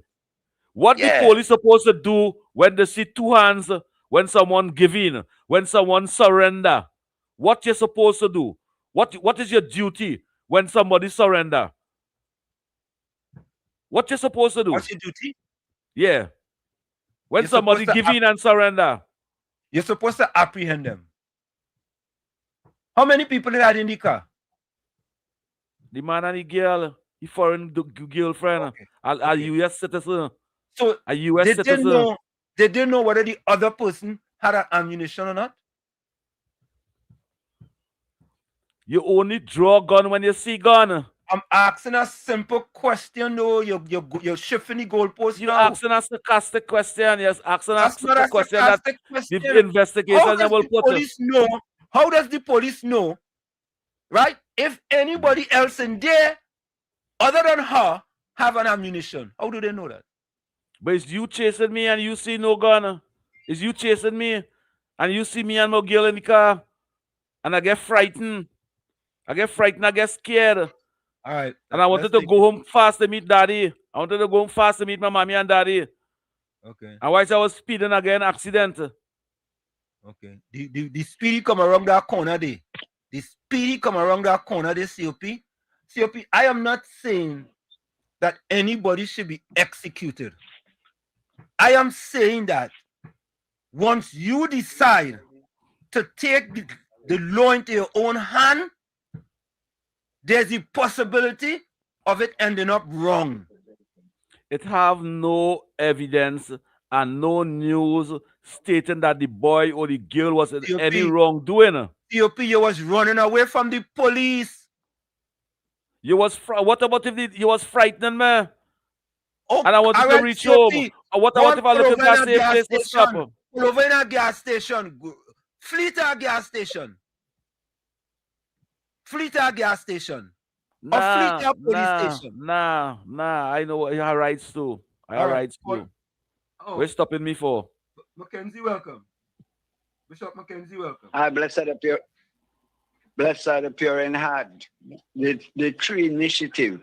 Yeah. I have a little small money, it might walk out on me, but all in all, according to you, Professor, we don't know where it starts. No, we don't know what is the center, but this is one to bring proper evidence as to what is happening in Trinidad. And I'm telling you, we all have children.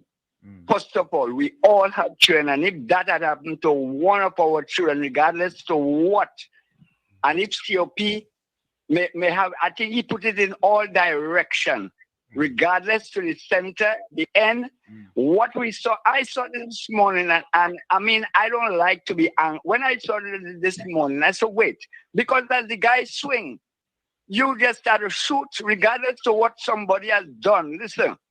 We have to make sacrifice. A police job is a very serious job. We know. You're supposed to have on your gears because in case that they shoot. But you had an opportunity there. All you see is from the time this car, we are cutting it short. We all have children. And I want to say that I hope that the Minister of Homeland Security and the rest, those that belong to security, from what you all are saying, because this station is an international station. And I'm saying to the gentleman that call and raise the point, congratulations to you for your concern. And I'm saying again, COP, Brother Wall Street, I am saying, my other humble brother, I am saying this is a light to the rest of Trinidad and Tobago. This must never happen. What happened? We don't see it already happened, and this light has gone. And I hope by the end by tomorrow, we must able to hear proper evidence from the Minister of National Security what has transpired. Thank you. I agree. Because I agree. We have children. Yes. I have seven boy children.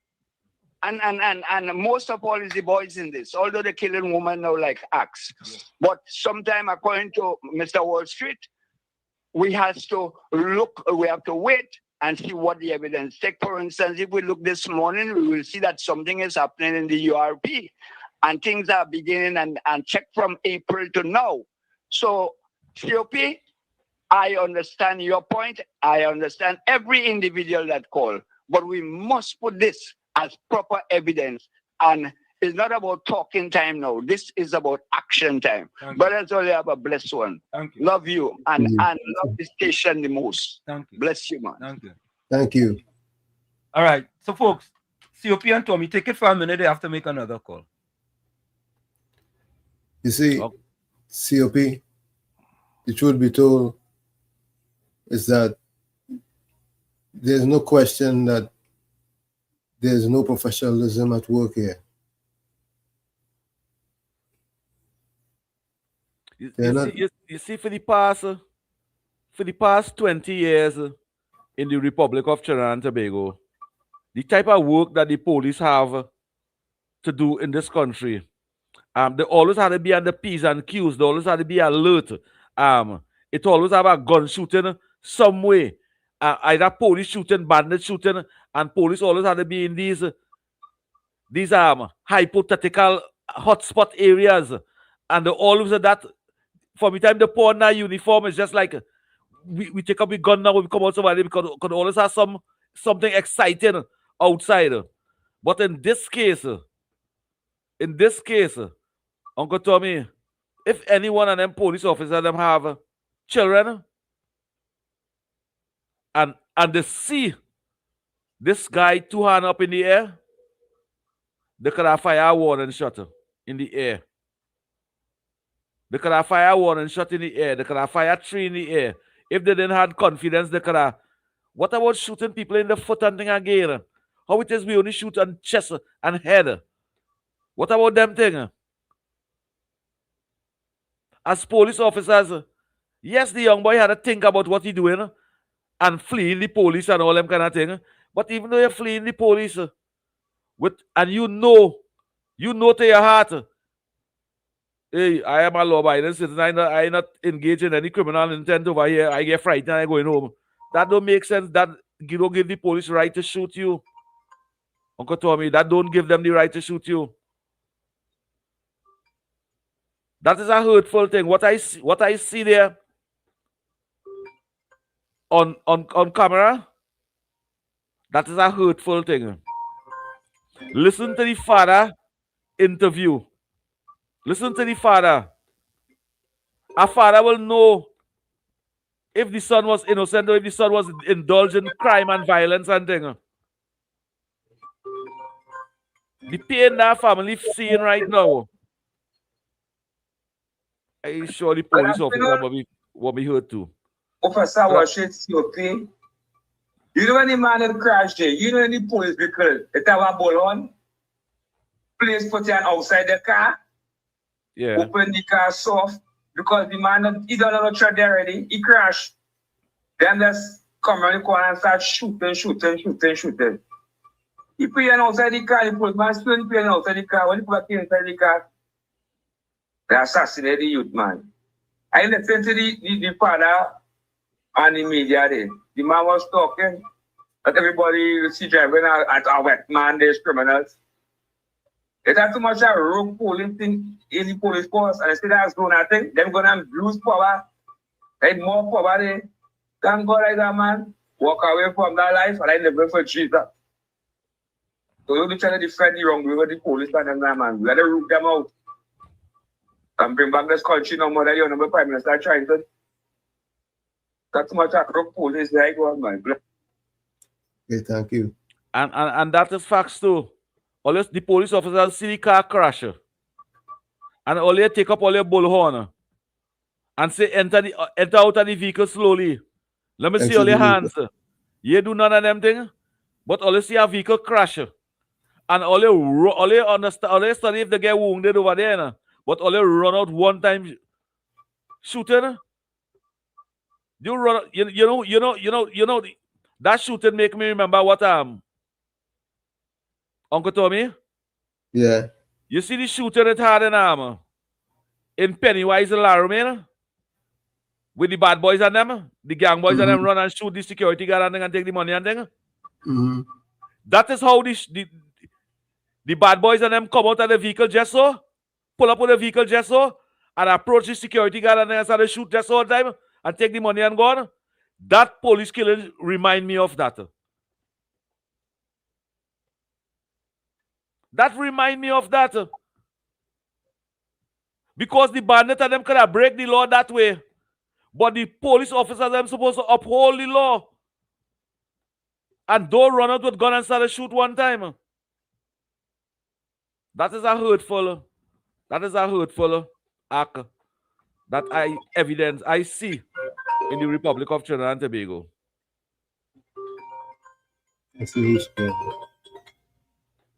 In any court, the magistrate will ask the police officers, and when you all see that car crash over there, did you all take out all your bullhorn and say to exit the vehicle slowly? In any court, the magistrate will ask them that. I'll take the call. You take the call. We only have a minute before the top of the hour. Well, caller, you want to call back after the top of the hour. And Professor Walsh, you don't think that the police, instead of run out with gun, they can take out the bullhorn and say, please, and come out of that vehicle slowly with your two hands in the air instead of running out. That is why they have a bullhorn in the car. I hear you. Let's take that break and we'll be right back. Folks, on the talk, let's talk politics. Call back after the break. Yeah, that's the moment, right? Professor Walsh, COP and you on WZYE 95.9 FM. We come to you every Sunday from 1 to 4 p.m. That's every Sunday. We're going to take a short break and we'll be right back. Don't go nowhere. It's going to be a short break. You're listening to WZYE 95.9 FM. You are listening to WZYE 95.9 FM, the most influential name in Caribbean radio in the tri-state area. Broadcasting from East Orange, New Jersey, the most influential name in Caribbean radio, WZYE 95.9 FM. We are back with you. It's Sunday Talk, Let's Talk Politics with Uncle Tommy, Professor Walsh, COP and you on WZYE 95.9 FM. We come to you every Sunday from 1 to 4 p.m. That's every Sunday from 1 to 4 p.m. Don't forget, folks, whenever you join us, share the live. WZYE 95.9 FM on Facebook. Subscribe. WZYE TV on YouTube. And you can reach us here at 973-868-1444. That's 973-868-1444. Also 973-609-6509. 973-609-6509. And don't forget to share the live. Thank you. Let me quickly go to the let me go to the chat to see we got some voice notes. Let me play some voice notes. I think I saw this voice note here. All right. Okay. Let me add. Hold on.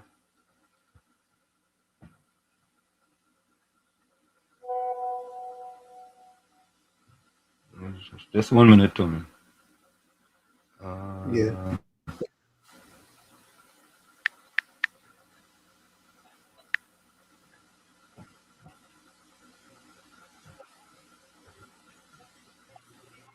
Okay.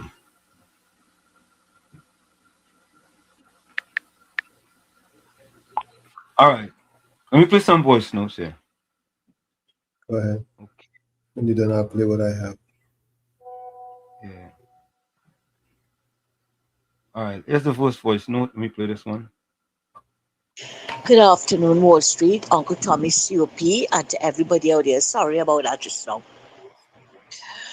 Not everybody is a linguist. Not everybody has a degree. Not everybody could be Dr. Lawyer, Indian Chief. No.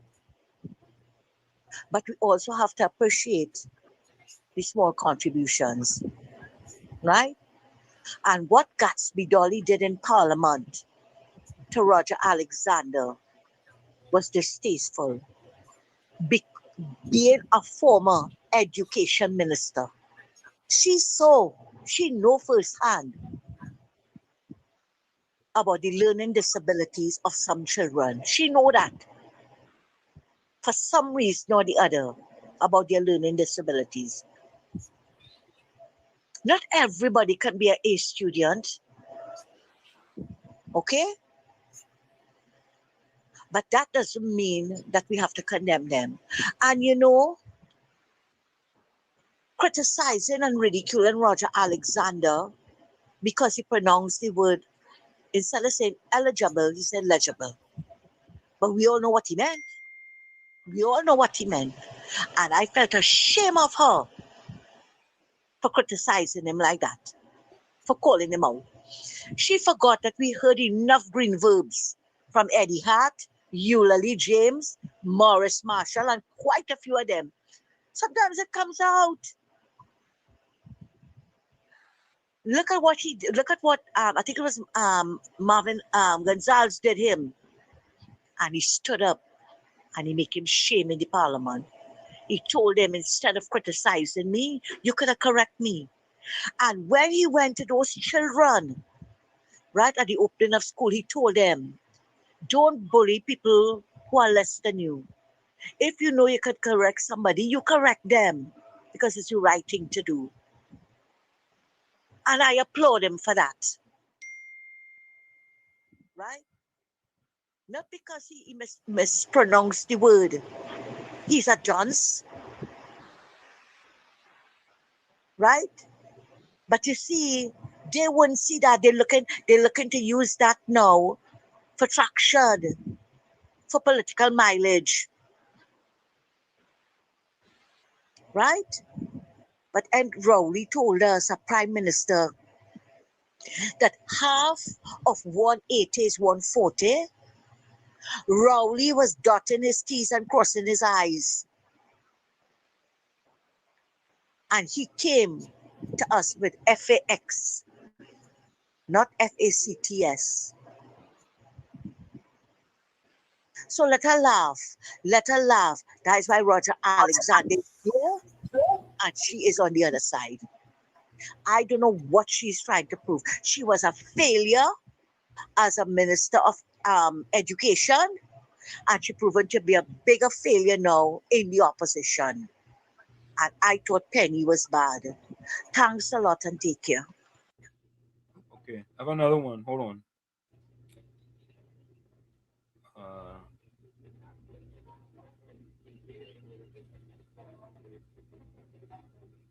Okay, hold on.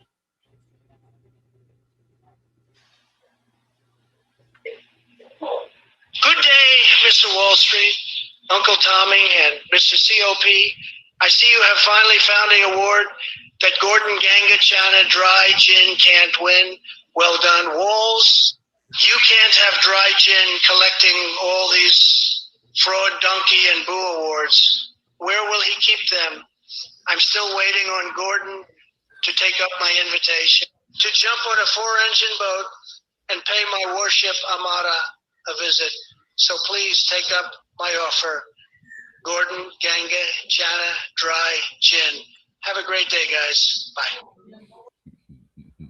I have another one. You have a good day too, Trini Trump. Trini Trump, have a great day, man. Hi, good evening, Professor Wall Street, Uncle Tommy, COP. I'm listening to everybody, foreign and local. Let me make my contribution now. Professor Wall Street said we don't know the end from the beginning, but the end justifies the means. So what is the point? It simply means that the man had no weapon, his hands was up, and according to the Constitution and the civil rights attorneys, they had no right to shoot this man. He could win his case in court and let this police be charged with first-degree murder. That's number one. Number two, holding the commissioner of police accountable if he does not come across the airwaves and speak about it. I find he's a joker. He's not serious enough. He needs some more testicular fortitude. Whoever don't like what I say, that's them. But he not proven himself, not only in this case, in many other cases before, he have not proven himself to come across the airwaves, because things like this happened before. Right? We don't need to go into that. We're dealing with this case here now. And again, he's showing up that he don't have testicular fortitude. Right? I am the activist, I am the counselor. I given him counsel this evening. Right? The Commissioner of Police. That, Professor Wall Street, understand it carefully. It's not a matter of not knowing the beginning or the end. Samata, the end justifies the means. They shoot the man. Like if it's rocket science, but we don't know what happened before that corner. We don't know. We don't know if he killed 4 police. And so he was resisting arrest. Nobody didn't see him when it was, because it was 2-3 in the morning, a.m. Anybody see it? When the SWAT team went in and the different ones, the Delta Force, they could have killed him, but they arrest him. So you see, so it's not a matter of beginning and end. It's a matter of a man could be captured. If they could have captured Maduro without killing him, well, they could have captured this young man without killing him. Let me hear your COP. Rudvin, I'm sorry to tell you, but you don't care about the beginning, the middle, you only care about the end? How that can make any sense? COP, I am not saying that the end was correct, but how could you call and say, well, I don't care, speculation, I don't care if at the beginning he pointed a gun at the police. I don't care if on his speed away from the police, he threw a gun out the window. He don't care. Nothing happened in the beginning. Nothing happened in the middle. All he cares is what he see at the end. That is making no sense. Absolutely no sense. Well, let me finish with him. Let me finish. Hold on. Rudvin, if you was a sergeant, I would have take with 3 stripes from you and give you a left-sided stripe. A left-sided stripe. If I give him a left-sided stripe, then what you have? If he's a sergeant, I'll take with 3 stripes. He's just a constable? No, he's not a constable. No, my constable is 2 stripes. Well, I warden officer then. I take your 3 and I give him a left-sided stripe. Well, he's a warden officer now. Oh, yeah, he's a warden officer. He's a warden officer now. Let me listen to you tonight. Remember, the end justifies the meaning. Yeah, he gone with the end. Oh, you only want to hear about the end. All right. Go ahead, Rudvin. Professor Wall Street, you don't realize you answer your own question there just now? No. What COP asks you? No, if the man come out with his hands up, he asks you what's supposed to be done. You say they're supposed to apprehend them. So I don't see why this talk had to be going so long. I agree with that. But you don't... COP is simply saying that it wasn't supposed to shoot the man to death. That is murder in the 1st degree. So forget about the beginning, what they didn't see and what they didn't see. He gone again. You know, answer the question that the man answered whether he had a gun before in the beginning. As a matter of fact, anyhow. I take with that stripe. So the beginning is not where the problem is solved, it's at the end. Professor, leave the man with this stripe, eh? Leave the man with this stripe. Realize that? You're supposed to apprehend the man if he popped the hand. No, I take back the stripe. Prolonged talk about before and after and middle. I take back the stripe and I cut it up. I cut up that stripe where I gave it. Come on, Professor Wall Street. You can do better than that. Don't need to prolong this talk so long over the air. As a matter of fact, again, because if it was your child, you know you ain't taking that, right? As a matter of fact, I take where you're gonna again your make sure with your groaning and moaning like the people in the pipeline. Yeah. You would have be calling for justice. Take where you're gonna get your baton. Yeah, no more gun, no more either. Uncle Tommy, you have to intervene too, man. Uncle Tommy, man. Professor Wall Street, they're not thinking about with the speedy come around the corner. Yeah, you come again. Why it is we behaving like kind of this song like kind of child play fine boy. This talk here, I listening. I have a voicemail. You wanna hear it? Wait, Tommy, wait. Wall Street. COP is saying the right thing, right? But I did somebody in the car with something that they see. That still will give the police the right to shoot up on a man who surrender. Stick with one question and one answer and close the conversation. Okay. All right, good. I'm playing all your voice note. Last one here. Last one. Hold on. Last one, Phil. Ruben, you get plenty. And Professor Wall Street, let me close by saying this. Let me make a conclusion. You're closing the last 3 already. You're closing again? The only time a police officer is supposed to shoot somebody to kill is if they have a weapon, a gun pointed at police at the same time, or some lethal weapon. You know if you point the gun Other early? than that, How you're you not know that? supposed to shoot to kill. You shoot the person in the foot. I don't know what he's talking about that. Shooting in the foot. Police also In the have foot? that privilege. What kind of? To shoot in your foot Where? in order to slow you down. Not to shoot at your heart and kill you or your head. Woodman, I take away your uniform now. I repeat, you no all uniform this no time more. you're supposed Use that to plain, shoot use that down a plain, man use that plain close as if officer you have now. a gun pointed at you at the same time. Shoot at your foot? Or But how he want Other to end the conversation and he only sent a voice note to that. yeah. Shoot the man foot if you're trying to run again. No. Right? All right, Woodman. I take away all your uniform now. You're a plain clothes officer. Shoot at the foot. Tell me play a voice note. Gosh, boy. Hey, making this thing like if it's rocket science, boy. We don't know what happened before that corner.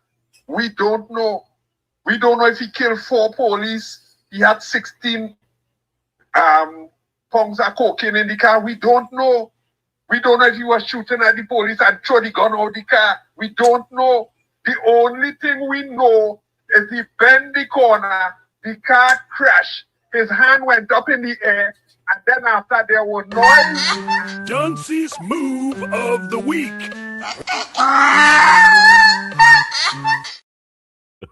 And then we could put it together. But we are discussing, or should be discussing, what we see, what we know. What about you, Macan? You want to spin everything, boy? Just because you figure you ain't why your friend look bad? Oh, God, love it. Dunce's move of the week.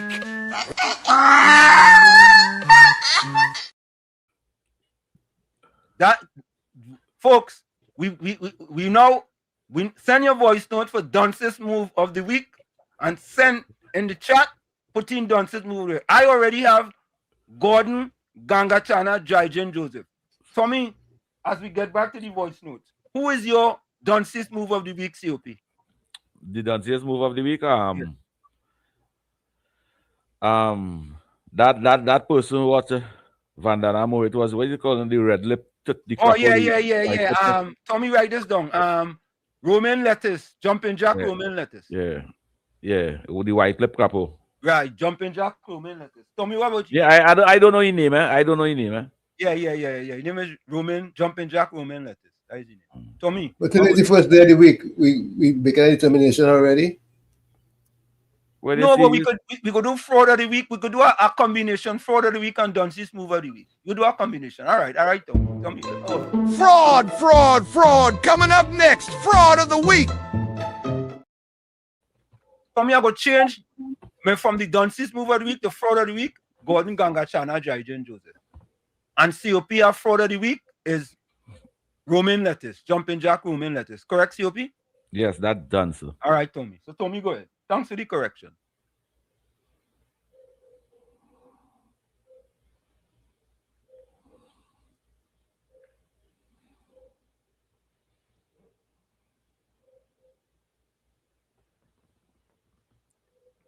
Who's your fraud of the week, Tommy? I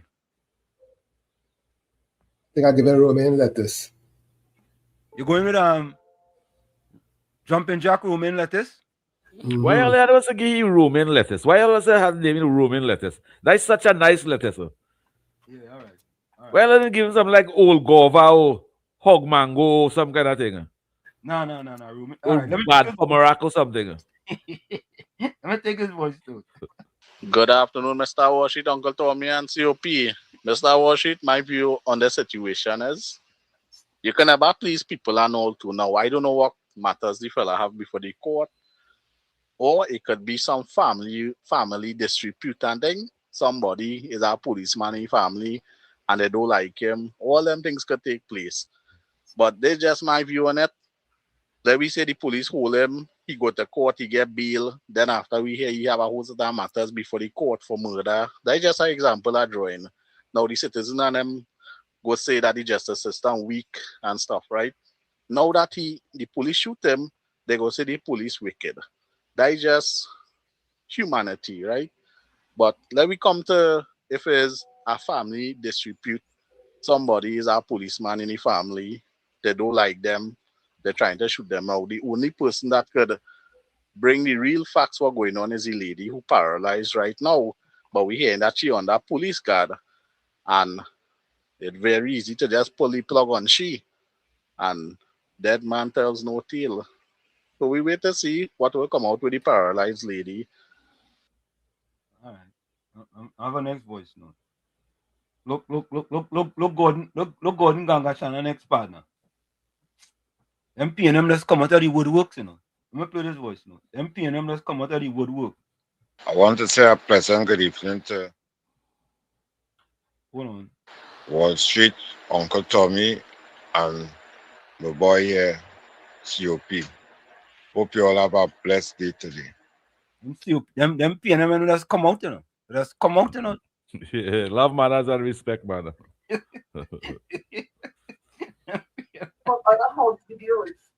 Oh God. MP and them just come out, yeah. Hold on, I'm gonna play this other voice note here. I'm Mr. Point 14 call back. All right. Okay, hold on. Wall Street, good afternoon again to you, Uncle Tommy Soupy, and to everybody out there. I agree with you. All right, let me take this call. I'll take your call. I'll get back to the voice. Point 14, welcome. Yeah, Wall Street, there's something to argue. Wall Street, I want to ask you a question, right? Yeah. You hear me loud and clear? Loud and clear. If you take out a loaf of bread, either in the fridge or in your oven or wherever, and you cut out a good plate to you, right? When you cut a slice of bread, how much side it is have? One or two? When you cut a slice? Yeah, when you cut a slice of bread, how much side it is have on a slice of bread? Two sides. Right. Or you could have four sides, you know. But you could have four sides, you know. That's a real pleasure. Don't go yet. That's all. Follow me. Yeah, you could. When they take that same slice, and you cut it again in half. Yeah. And you pick up one end and the two side, right? Yeah. Right. So, you know, people that have a saying when something happens, the story there's our two sides say. Well, there's a true, you know. Your side, my side, and then there's the truth. Right. So I'm not going to tell you where the truth is the edge of the bread. You agree with me? Okay, all right. You're going good, You're going good. Right.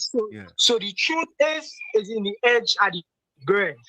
So when we can establish that, we will solve the problem. Doctor, now listen. Thank you, man. Thank you. All right, let me finish this voice. I totally agree with you. There's a beginning. We saw the end. There's a middle. Right? It didn't just start in that corner. From my understanding, there was a chase. So, Patty Reed, you can say what you want. We know all you don't like to read. Right? All you like to look at pictures. But anyway, I want to deal with Twiggy this afternoon. Right? Twiggy made a video. Right? Talking about Naked and his accusations against Ramsey Moore and whatever.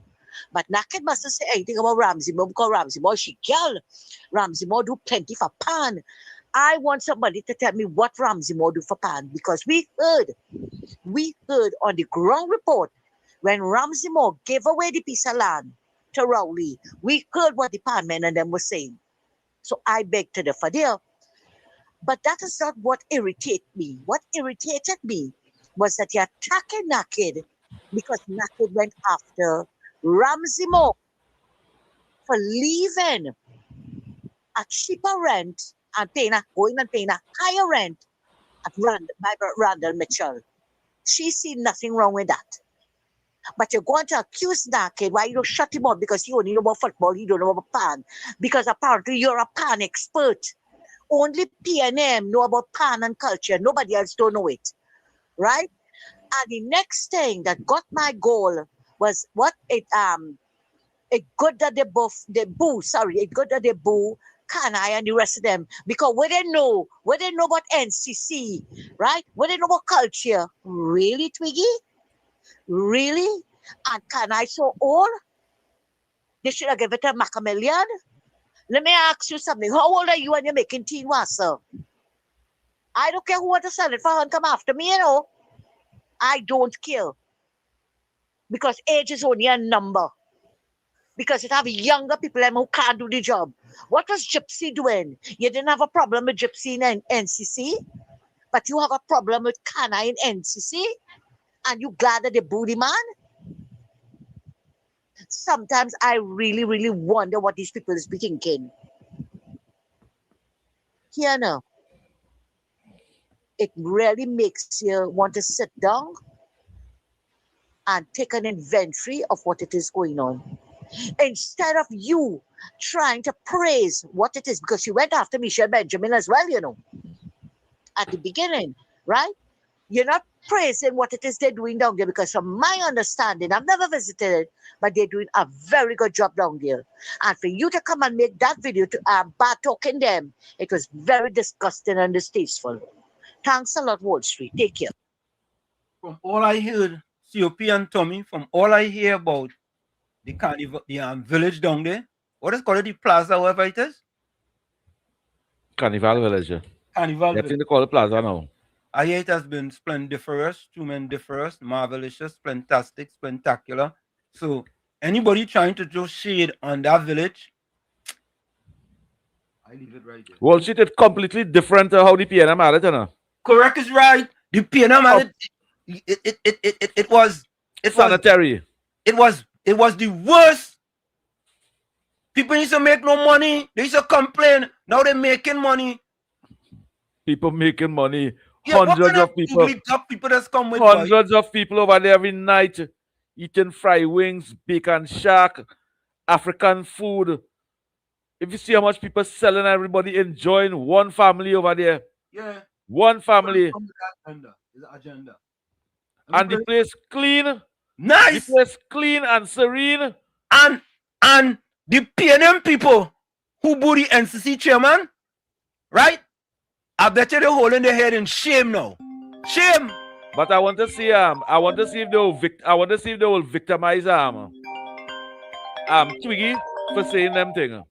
I don't know. Caller, welcome. Caller, turn on your radio, turn on your television or your computer. Good afternoon, Professor Walshit. Good afternoon. So, Uncle Tommy, I want to tell Santa Cruz, go to hear the class this afternoon. Because Twiggy them is political prostitute. Them is PNM until they're dead. Twiggy caused the Honorable Prime Minister worse, and she got awarded to make tea in Wassa. And people who fight and toil loyalists, them watching at that. That's what she goes to cause the Prime Minister again. That ain't looking good. And that's what that people bring a bit to clap. Is the mayor Port of Spain bring that front row and set up PNM people. Why I ain't go up there since that city open up there. But I'll take it on TV and all them kind of thing. It's sad. They only recruiting and set up deadly PNM people and recruiting them and choo-choo soldiers. They're forgetting them. I just looked to them watching the politics with a trend and sad. So if you have a blessing, I look. Thank you. Let me listen to yeah, all right. Let me listen to this fella. Yes, Wall Street. Good afternoon again.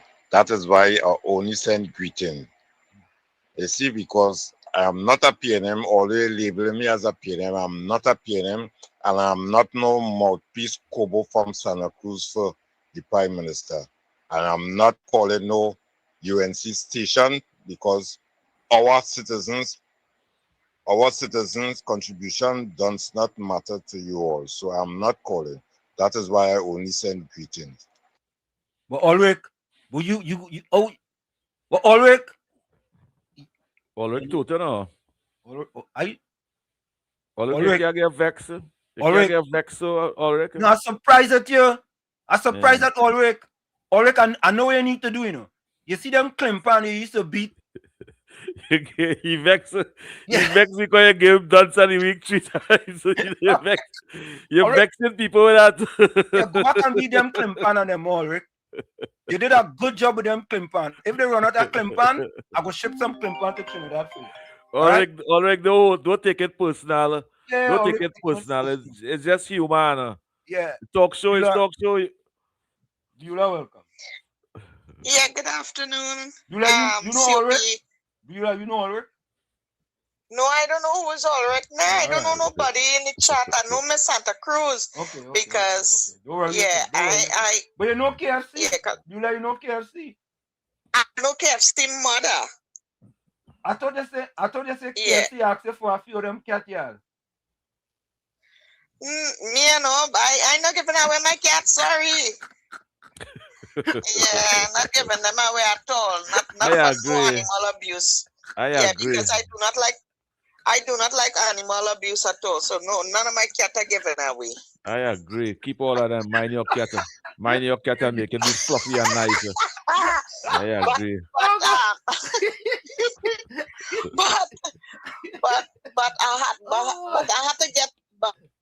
But I had to get some dogs. But 2 dogs died, so I had to get 3 dogs. And yeah. All right.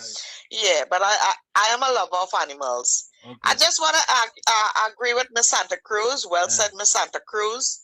Because I know Santa Cruz. Miss Santa Cruz is a short lady. I met her. I saw her in the protest and thing when we was in the protest and thing by the Prime Minister house and thing. I know KFC mother Joy. She's a nice lady, Joy. And well, I don't know KFC, but I agree with what KFC just calling and said. Yeah.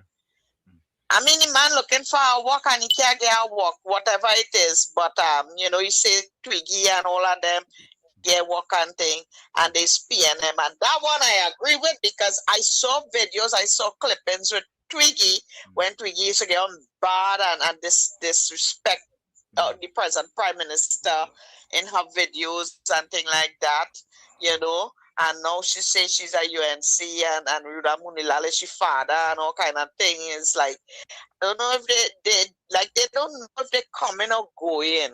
That kind of thing. Yeah. So I agree with KFC, and I agree with you, Mr. Wall Street, with that video. I didn't really take on the video, but I saw the video because it have a beginning, it have a middle, and it have an ending. Yeah. So I can't say anything about what happened in the ending. I don't know what the police was chasing him for. It could be a number of things. Correct. Right?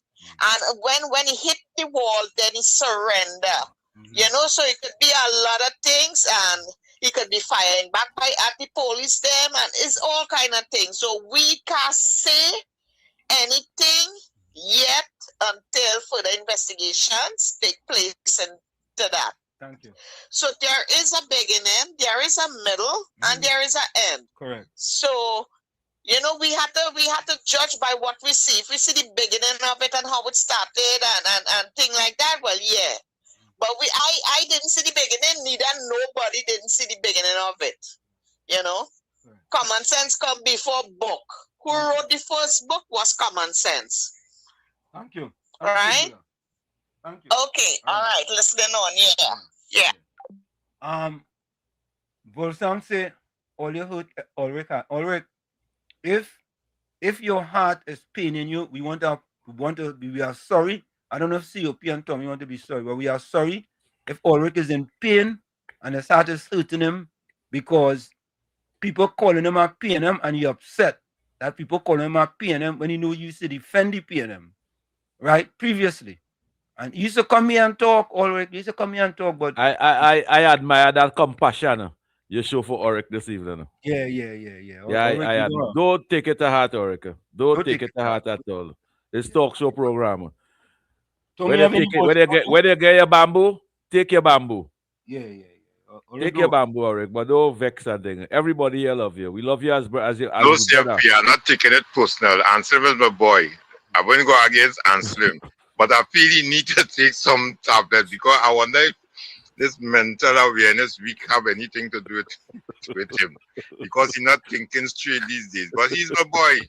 And you see, I was happy to get done study week because the jackass that Ole put up is what Christ chose. That is a chosen animal by Christ. And if Christ could choose that animal, it says a lot. So I'm not vexed with Wall Street. Wall Street is my boy. As a matter of fact, Tommy, everybody's, we good. But I just want to answer him like he brain leaning a little bit. I want him get back center. Let me keep away from you, Anna. Let me keep away from you and Ulrich. Ulrich just expose himself. Ulrich was vexed when you get done study week. I think that's what. Ulrich, all right. Oh, God. All right. Anderson, quick Anderson. Ulrich put water in my ivy. Ulrich full up my ivy with water.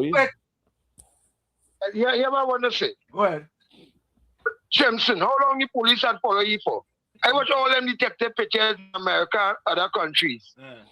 And they will chase someone who's exactly shooting at the police. And the police across there, they are so professional at 95% of the time that they will always try to apprehend the person, apprehend them. That's the police work, to apprehend, not to kill. Not to kill. And it's nothing like, we didn't see at the start. Oh, look, come on now. Come on. Ole Shane Begonians, man. Ole any man had no matters in the court. He had nothing for the police. Anderson. Your partner Rudvin said they should have shoot at the feet. But it wasn't a shoot at all. No, but I mean, they shoot up in the air or something, shoot in the air. And that's the thing with Twiggy. That's the thing with Twiggy. Let me make it quick. Leave that now, man. No. That's the thing with Twiggy. Whenever Twiggy says she right. Whoever ringleader said they're right. This woman only wire in she mouth. All them walking master. Whoever they said they're right. Because Barry Paradat and Kamala and them and the UNC they see fit to put a real activist in master. Right? So whoever they get from Twiggy, it's good for them. Right. It's good for Kamala, it's good for the whole of the UNC. Anderson, all right. You see, Anderson now. You see? Anderson? You understand? Don't be like your partner who was supposed to be on the radio station, you know. Because Anderson, those that give it can take it away, you know. You understand? Those that give it can take it away. Well, let me see if they will take it away from Twiggy. Let me see if Twiggy will lose it. But you see this clip? You see this clip you have over here, Wall Street? Mean call no name, eh? Go ahead. I never call no name too. You see this clip where you're showing over here? I don't think that we should take 2 hours and this police thing, you know. All right. These clips on them is important clips on them, you know. All right. And we have to recognize that. Don't let them chatters on. Them people them keep we on one topic. Every hour should be a different topic. Hold on. Yes, Wall Street. Good afternoon again. That is why I only send greeting.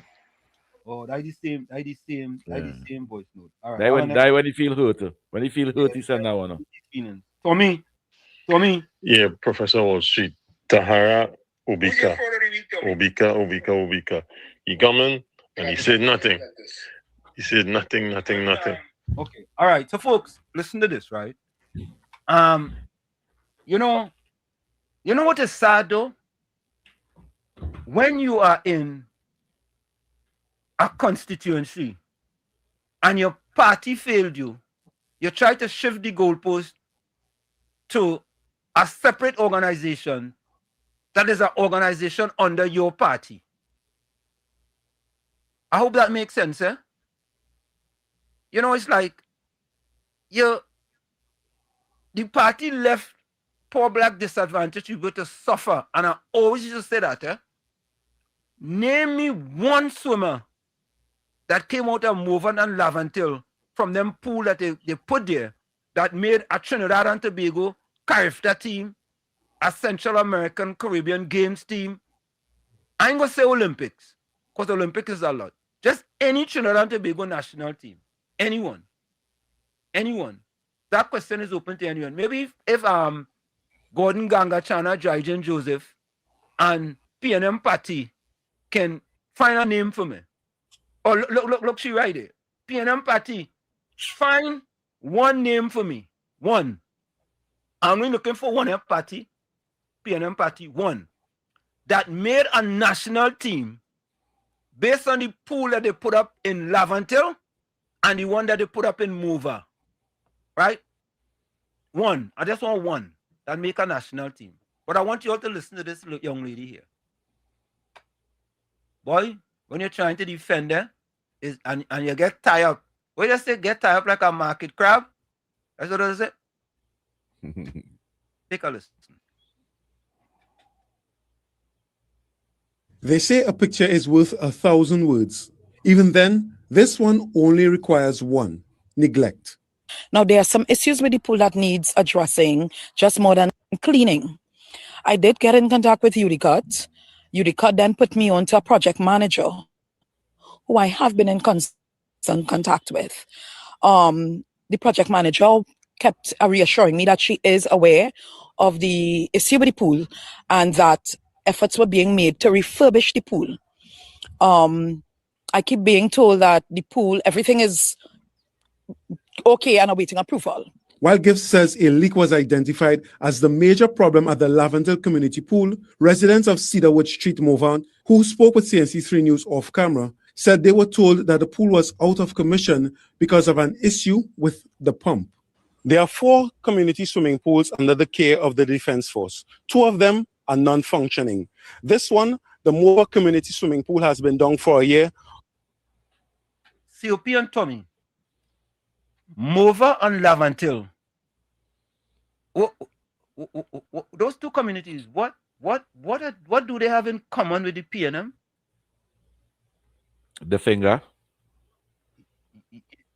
You all remember? They had an index what do they have in finger. common with the PNM? They don't support nobody else but the PNM. Oh, okay. You know why these swimming pool fail, Professor Walshater? You will ever hear in any part of the world they just put a swimming pool under the care of the Defense Force? Which part in the world that has happened? I don't know. I don't know. Let's take this call. This is Ulrich. Ulrich, you see, Ulrich, you see. Boy, Ulrich, wait, hold up, Ulrich. Ulrich. You see your call, we pick up your call. Next thing you will say all kind of thing. We want to take your call and we want to answer you. Go ahead, Ulrich. Go ahead. Make your comment. Go sideways. You catch me. I had to call you. You see how fair I am? Me and you on the same page. A good thing I talk about getting your brain back center. Okay. Me and you on the same page. Okay. No swimmer could come out from Laventille because the pool at the building Laventille, they ain't built to the specification or entering competition. It's just a Mamagai pool. The pool is too short. So me and you on the same page. You see how I fear? When you're right, you're right, and when you're wrong, is wrong. I always say, Ulrich, I always feel yes. You not like my fairness. You nah, like not all the time you fear, right? These days you're not fear, you know. Ulrich, listen to this. You don't like FAIR, you know. You like FARE.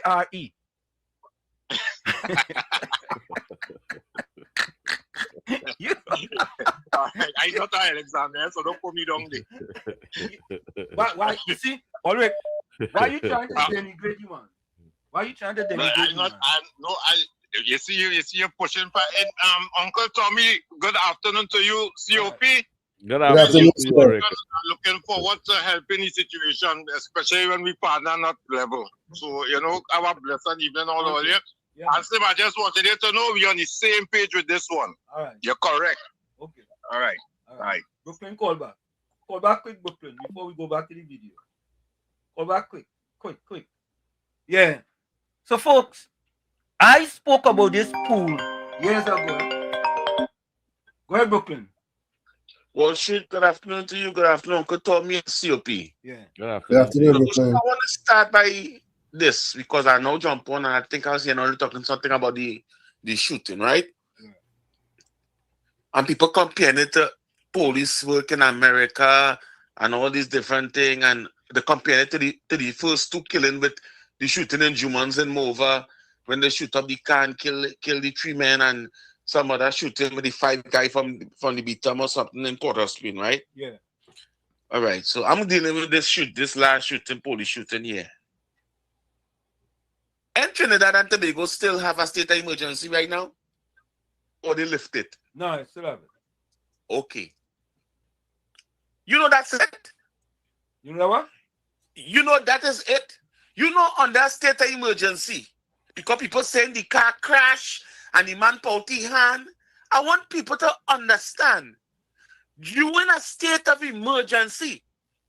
From the time you match the gas to drive off, your car can get bullet till the car burn. Well, you don't understand what is a state. Brooklyn, you sure about that? Brooklyn, you sure about that? Wall Street, in a state of emergency, every citizen supposed to follow and obey.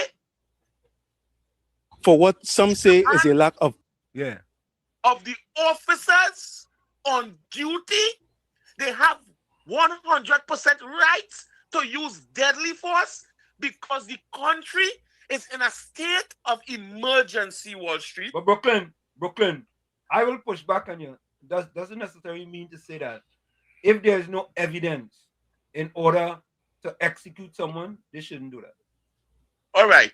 So Wall Street, again, in a state of emergency, you can only find evidence after you have control over the situation. Now, what I'm saying is, understand, I am not agreeing with the police killing anybody, you know. Yeah. But what I am saying, Wall Street, Uncle Tommy, viewers and listeners, this situation here with the shooting is different than people comparing it to the rest. It's different. The rest was not in a state of emergency. The rest, the police officers was 100% wrong.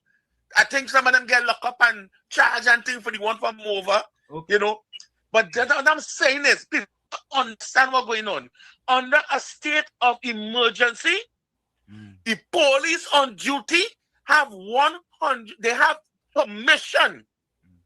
They have permission to use deadly force if you're not obeying. You don't even have to be in a car, Wall Street. If you just walk in the street and you're not obeying and you giving trouble and bullet, because they are protected because of the state of emergency. Understand what I'm saying?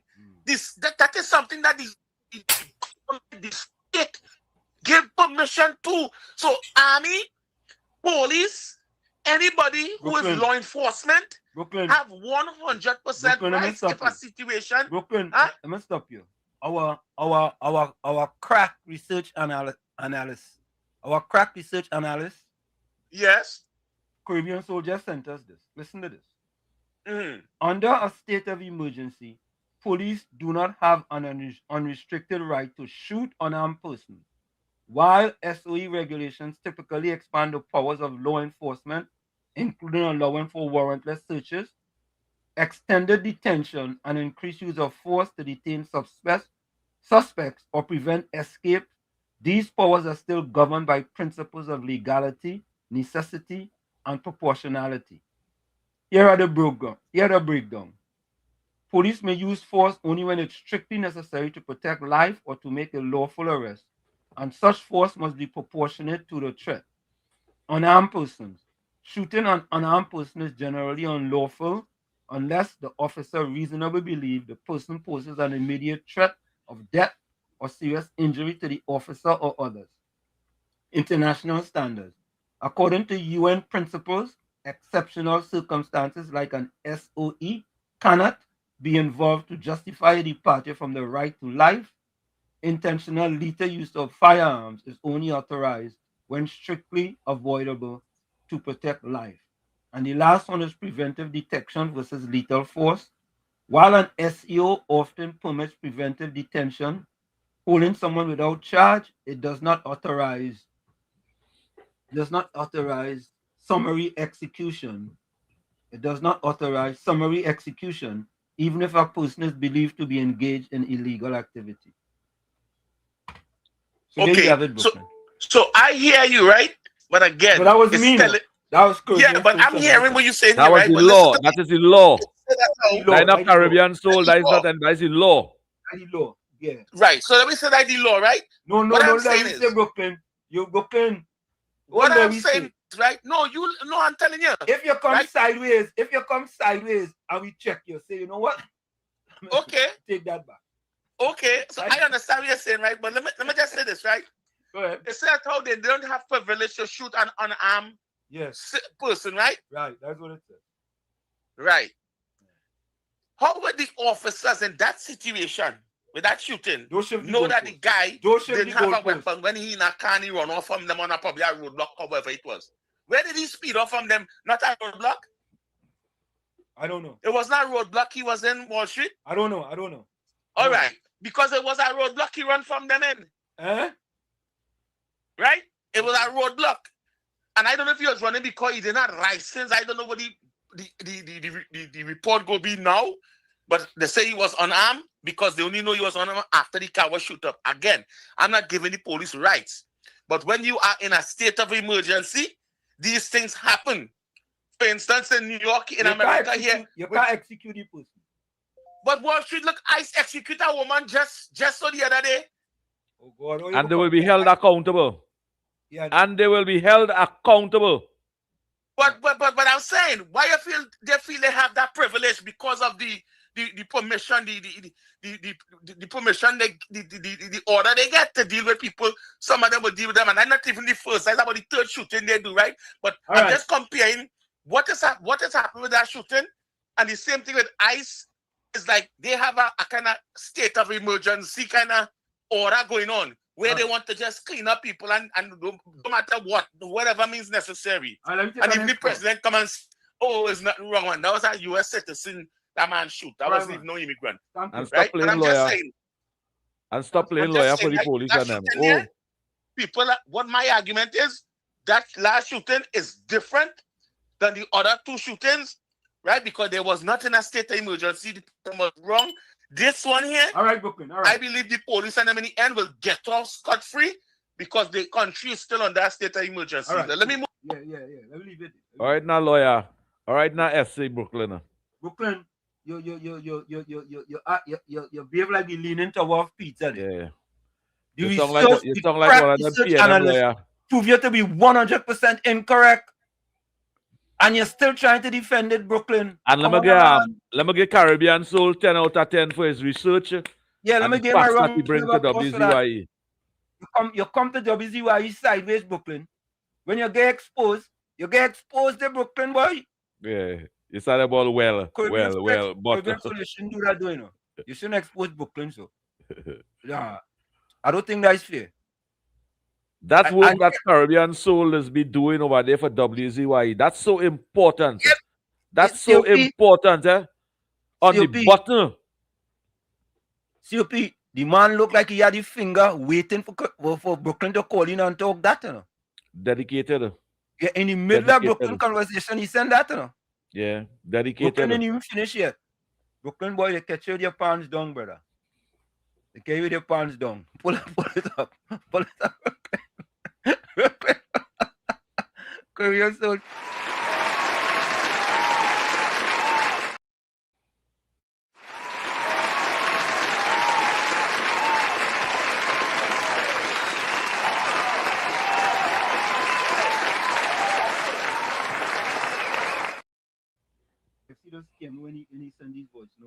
Good afternoon, Professor Washit, Uncle Tommy, and my brother COP. Anderson and the crew down and the beat them down there. Washit, I go and protest and sign possession. Twiggy had to go. No. It's an activist out there who die hard, who support the UNC crying. Wire mouth, get you. Ringleader. Inwasa. He get a house. I glad for them, you know. But the activists of them crying on the ground. I go, know they're doing the right thing, knocking on doors. And they neglected me. But Santa Cruz make me feel stronger. I was giving up, you know. And come out and talk and you're just I get, you know. But I love my party, I support my party. But what shit, that pool of the building over there, that looking red, I to show you all the PNM, the neglect the people. That all pool over. While living in the backyard of our pool, it's real nice, real clean. You have a little small feet to go and bathe. The problem in the backyard while living, they vote for something. Bless. Which country in the world will build pool for young athletes in community And national security and the army had to control that. That is not for a sporting club to be in charge of. Yeah. The army in charge of it. Why? What the army doing there? I what the PNM want. I'm gonna move that thing. The PNM want that. I'm gonna move that thing. So but listen to this, the financial guru just sent this. In Trinidad and Tobago, a state of emergency grants authorities broader powers, but doesn't automatically make it a judicial killing ground. The use of deadly force is still subject to legal scrutiny. We already said that. The Police Complaints Authority investigates such incidents. If someone is shot in these circumstances, likely to face investigation and potential prosecution. It says, tell Brooklyn, keep the calypso. Brooklyn, you know I'm a supporter of your soca. You know I'm a supporter of your soca. Oh God! You know, it's comedy today, boy. Comedy. I might be a contribution of your contribution that you make just now. But your soca, 10 out of 10, brother. Tell Brooklyn, stick the calypso. Hey, financial guru, that wasn't a calypso, that was a soca. You mean stick to soca? Let me finish. Listen to the two pool in the PNM constituency. Two constituency that's predominantly black with poor black disadvantaged people. Oh God. All right. Brooklyn, you have a minute. I want to play this video. You have a minute. Go all right. Yeah. Let me just say this, right? Yeah. About them pools, what all you had to find out under the PNM, who was the contractors, who get the contract, because the pool was over $6 million per pool. So this is what people don't realize. They fool the people over here a certain pool, but the financiers and them on the friends gone with all the millions of dollars, and the people end up with pool that they can't even bid in. And guess what? Because of the crime is why the army had to be in control of the pool. It's because of the crime. Who was going on bid? John and Lavan and Bitam couldn't go up in the pool and bid. Right, correct. You understand? And I PNM place. All so right. people have to understand the real scene on them pool. The pool wasn't about the people. The pool was about money passing people back pocket and pay and all kind of thing. And I want to say something about that whole Twiggy thing. I don't know what people beating up themselves for, because we all know Twiggy is PNM. You understand? We all know Twiggy is PNM, and at the end of the day, Twiggy didn't say the Kamala Prasad Bissessa was the first person to do the greatest thing for PAN in Trinidad and Tobago by making sure that the first time in the history. All right, Brooklyn, you gotta play this video. All right, you gotta play this video. Right? Yeah, man. Yeah, man. I'm trying to look on earlier on now. When they want to talk long, so look on earlier on now. Yeah. Put all your closing comments in the chat, send your closing voice note, and send your proper water supply, as well as a non-functioning electrical pump.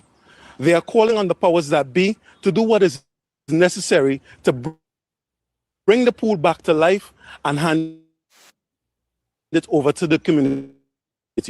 Both were opened up people's movement, and both have been out of over a year. Asked about this, Gift says she made reports about the Laventel pool and was left waiting for action.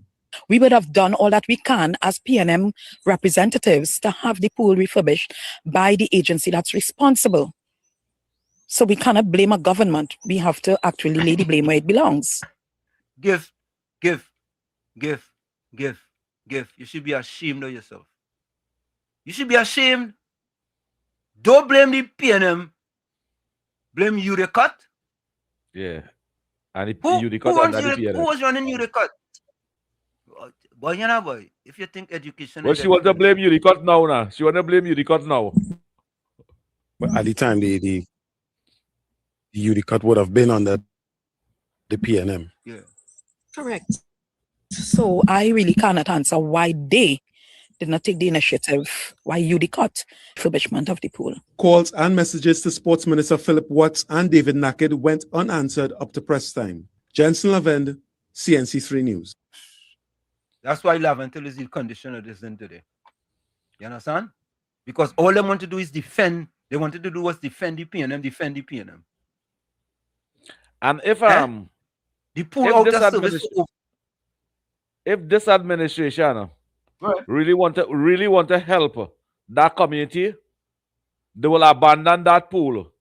They will fill up that hole, backfill that hole, and put some kind of learning center there for the children and them, because they want no pool over there. They want a learning center. In fact, I would put a soup kitchen.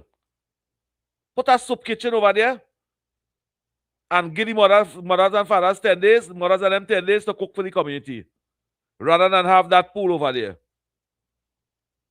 If only really want to do something for that community. COP, if you all know who was the contractor on that pool, let me give all you a hint. The person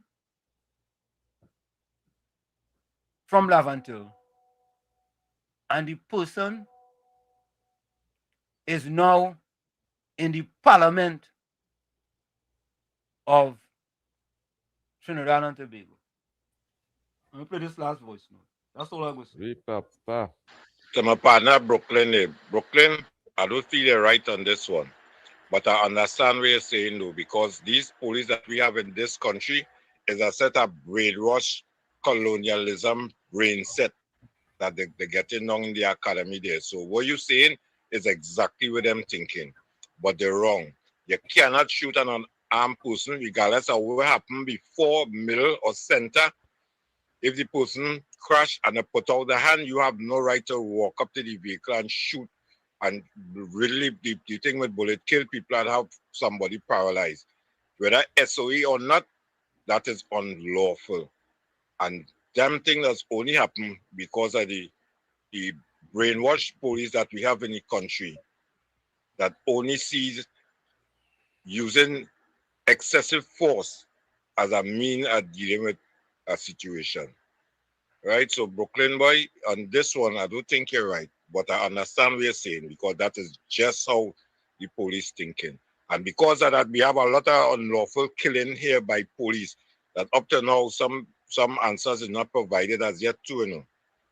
But on this matter that you're talking about, I don't think you're 100% correct. But I understand what you're saying, though. All right, you can't understand what this man saying and you tell me he's not 100% correct.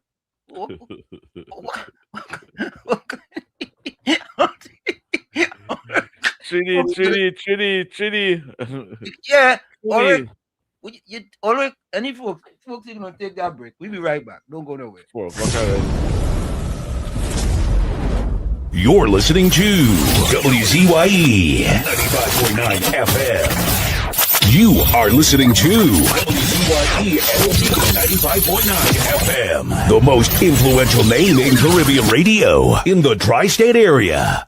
Broadcasting from East Orange, New Jersey, the most influential name in Caribbean radio, WZYE 95.9 FM. Sunday Talk, let's talk politics with Uncle Tommy, Professor Walsh, COP and you on WZYE 95.9 FM. Folks, I have to play this before I go, right? Take a listen. Congratulations to Prime Minister Kamla Persad-Bissessar on the occasion of your 16 years of service as political leader of the United National Congress. I extend my warmest congratulations and deepest respect. Your leadership journey has been nothing short of splendiferous, marked by resilience, courage, and an unwavering commitment to the people of Trinidad and Tobago. Through challenges and triumphs alike, your stewardship has been tremendous, inspiring generations and strengthening democratic governance. This milestone is truly fantabulous, reflecting a legacy built on service, vision, and principled leadership. Your dedication to fairness, inclusion, and national development remains fantastic, and your continued influence on our political landscape is simply spectacular. May the years ahead bring renewed strength, purpose, and success as you continue to lead with conviction and grace. With highest regards, Professor Wall Street. Dedication to the Prime Minister on her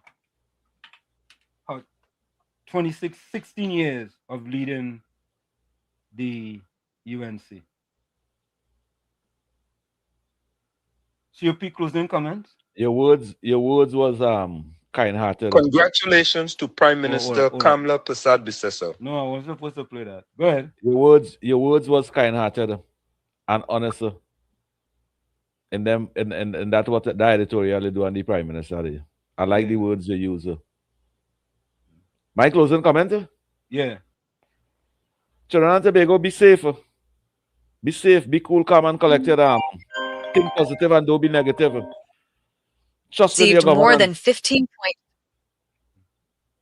Sorry, go ahead, COP. Trust in your governance. Believe in your government. And have patience. Things will happen. Things will come true. Dreams will come true. If you set no goal, if you set no goals in life, don't study nothing. But Uncle Tommy and Professor Wall Street, I just have to leave it there. All right. Where, Tommy? The truth isn't always beauty, but the hunger for it is. These are the words of Nadine Godemaya. Again, her words are, the truth isn't always beauty, but the hunger for it is. Like I say every time, you the man in the mirror, you must become that change you want to see. However, if you're looking at the mirror and you don't like what you see, you cannot blame the mirror. Never look down on a person unless you're giving them a hand up. Love you all. Be safe. We'll see each other tomorrow, God willing, at 7 p.m. Trinidad time. Meanwhile, those of you in the U.S. who are battling the snowstorm, be safe. Be very safe. And what we're going to do tomorrow, we're going to finish up our fraud of the week. All right? Let me just say this now, Wall Street. Let me just say this now, Wall Street. Go ahead. The finger that dry the tears from your eye is more important than the 1,000 hands that clap for your success. Thank you, COP. Good one. Yeah. Good morning, God. Today is Sunday, January 25th. Today I begin this day in your presence, placing everything I am and everything I carry into your hands. Heavenly Father, I come before you with an open heart and a surrendered soul.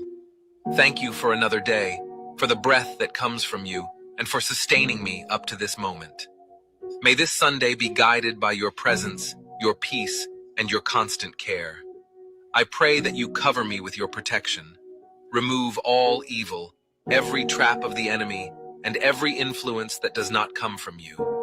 Cancel now, in the mighty name of Jesus, any plan that goes against your will for this day. May every step I take today be guided by you. Bless everything I do, every decision, every conversation, and every thought.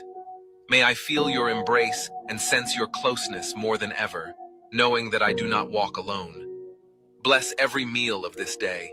May the food bring strength, health, and balance. Teach me to honor my body as a temple of your spirit, with wisdom, care, and gratitude. If there are distractions, pressures, or invitations that try to pull me away from your path, give me discernment, strength, and self-control. Help me remain firm in my faith, not giving in to anything that does not build me up. May my life be a light this Sunday. May others see peace where there was once anxiety, joy where there was once heaviness, and hope where there was once weariness. And may they ask, "What is your secret?" And may I answer from my heart, "My secret is prayer.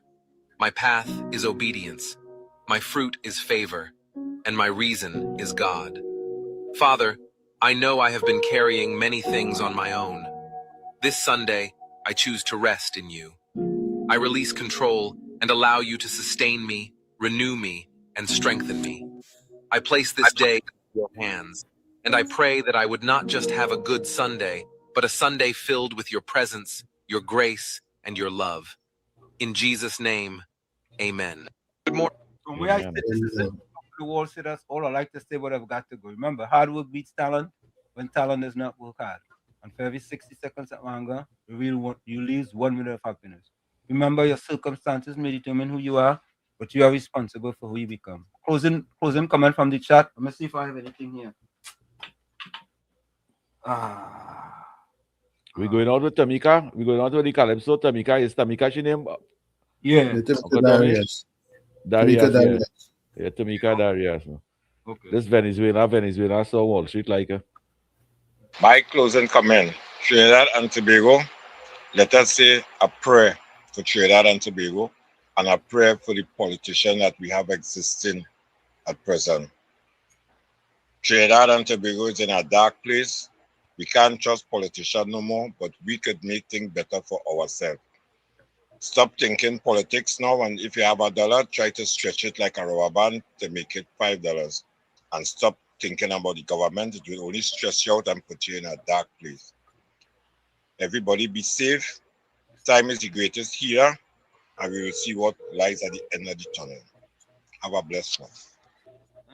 Good.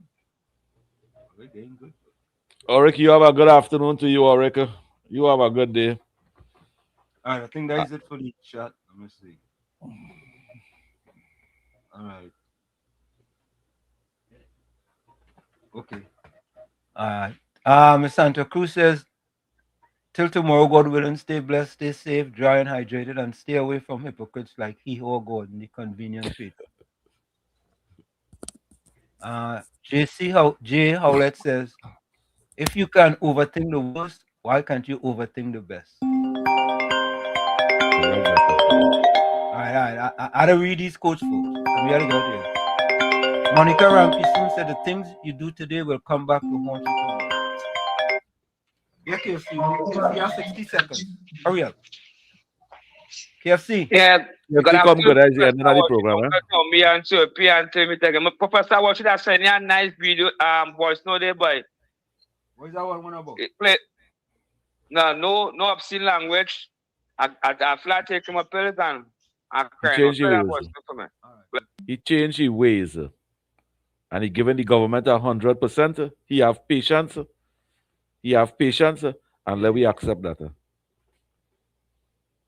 Good afternoon, Professor Washit, Uncle Tommy, and COP. What a nice show today. They bring all the venom in me. My family in the UNC. My second afternoon to the Honorable Prime Minister and the Gully MP Ms. Van Dam with. Let me patch up things and work out things. It had too much snakes and rats in the UNC. I gotta get my little work now, please. I really couldn't afford no handout or no food care. I want a little work. I want to see what my family I suffer. I can't suffer in silence. A hungry man is a hungry man that I get on so. But brother, see if you can tell her that. I'm too late trend. My daughter doing good in school. I want to provide for she. I'm fighting through social development and like that thing. I can't wait. I got sick for life. I don't scroll and do the people work. I will go out there. I change my life for crime by COP and Uncle Tommy, boy. Oh, help me now, please. I don't want a full card hamper. I want a job. Bless. I thought you said a good voice, Toto. I thought you said a good one. You see? But the little daughters are them real bright, you know. Yeah, when I watch the book, when I see the book on them Wall Street, they send picture for me. It's 10 out of 10, 9 out of 10, 10 out of 10. Maths, English, the brighter. Yeah. Keep up that work. I know it's not you, KFC. KFC, madam, you do a wonderful work. I must say, congratulations to my beautiful Prime Minister, the Honorable Kamala Prasad-Bissessar. So God bless and keep you in everything that you do. Good evening to you, Susan Alchana. Bennett Thomas says, chat, see you guys tomorrow evening. Stay warm and dry, Professor and Uncle Tommy. Good evening to you, Bennett Thomas. Caribbean Soul says, never regret a day in your life. Good days give you happiness and bad days give you experience. Have a blessed evening, Caribbean Soul. Susan Lalchan says, good evening, Walshik and Uncle Tommy and Soup. You have a wonderful day today. As Smooth says, To whom much is given, much is expected, and Minister of Finance delivered with being able to raise the $1 billion USD. Congratulations for being able to take TNT forward. Good evening to you, Smooth. You and your family. Ms. Santa Cruz, closing comment. Don't let the drama of toxic people bore you. It not look like a bad movie that you have seen 1,000 times. You just change the channel. Good afternoon to you, Ms. Santa Cruz. I hope you're having a good evening. Okay, I think that's it, Ola. Yes, I want to go and eat my lunch now. Time for me to go and eat my lunch. All right, let me see. Thank you, Daryl. Folks, we are out of here. We see you tomorrow. Same WZYE time. Same WZYE channel. I don't know if I have that song up here, no? We'll go with you on. Let me see. Oh, here it is. Here it is.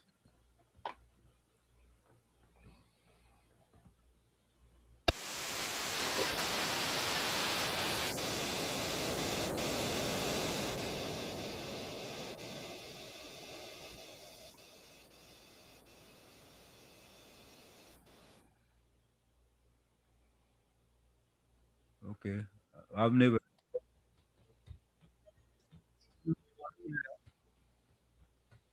Uncle Tommy, you'll see tomorrow, Uncle Tommy. God willing. God willing. All right, folks. We are out of here. Love, manners, and respect. Same to you, my brother.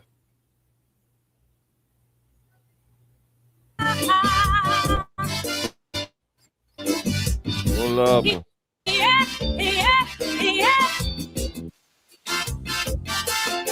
Oh, yeah.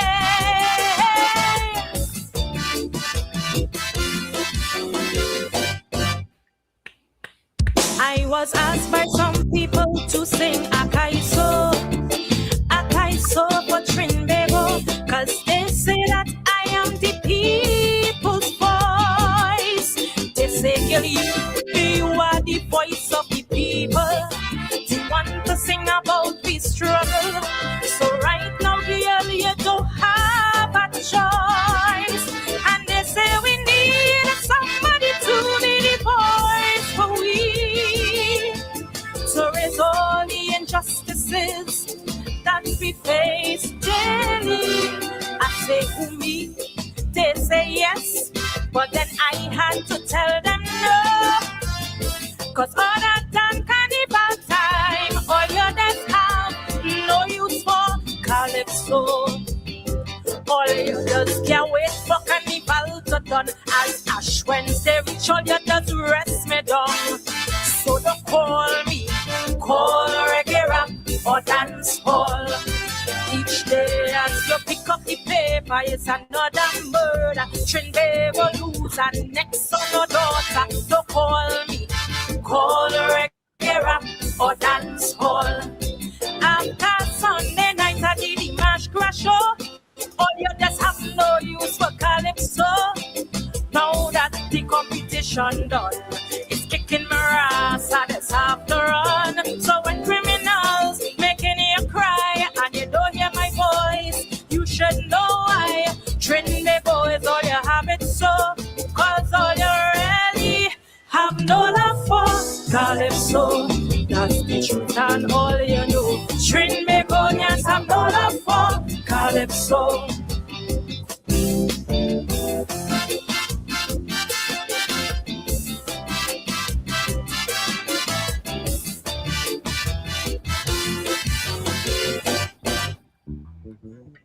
They tell me don't study it, don't let it bother me. Them set of music yet temporarily, but like it's a temporary permanency. Cause since they reach here, boy, they leave us yet.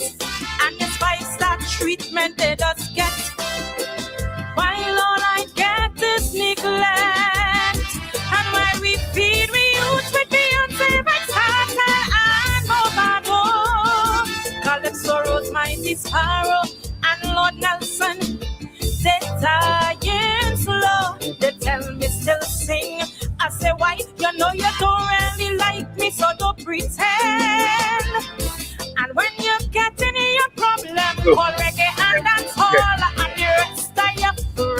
them. I know you can't wait for carnival to done for Ash Wednesday to reach so you can rest me down. So don't call me, call reggae rap or dance hall. When politicians keep using we, then discarding we. Cause for them it's all about party before country. Don't call me, call reggae rap or dance hall. When not even in the Kaiso tent you will go. Now make me know you have no love for Calypso. Cause as soon as the season done, it's kicking my ass at this have to run. So when politicians keep feeding you lies, and you don't hear my voice, you should know why. Trinbago is all you have it so. Cause all you really have no love for Calypso. That's the truth and all you know. Trinbagonians have no love for Calypso.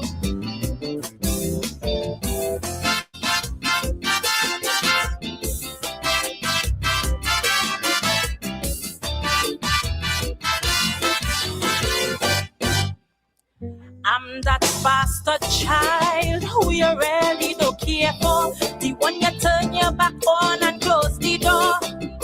I'm the one who you push aside, while the others who really care about you, you feed them and give them the clothes off your back too. And you speak about them with pride.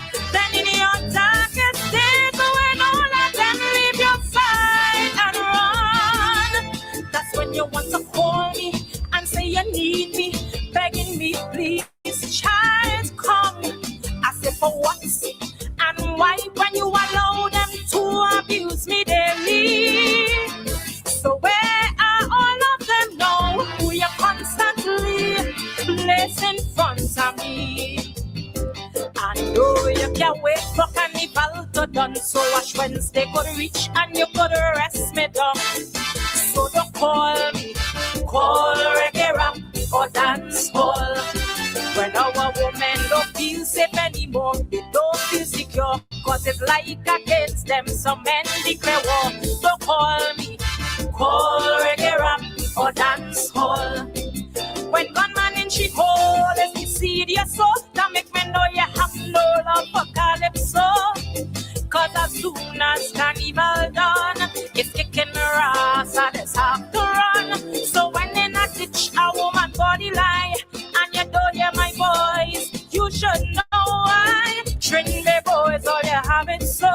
Cause all you really have no love for Calypso. That's the truth and all you know. Trinbagonians have no love for Calypso.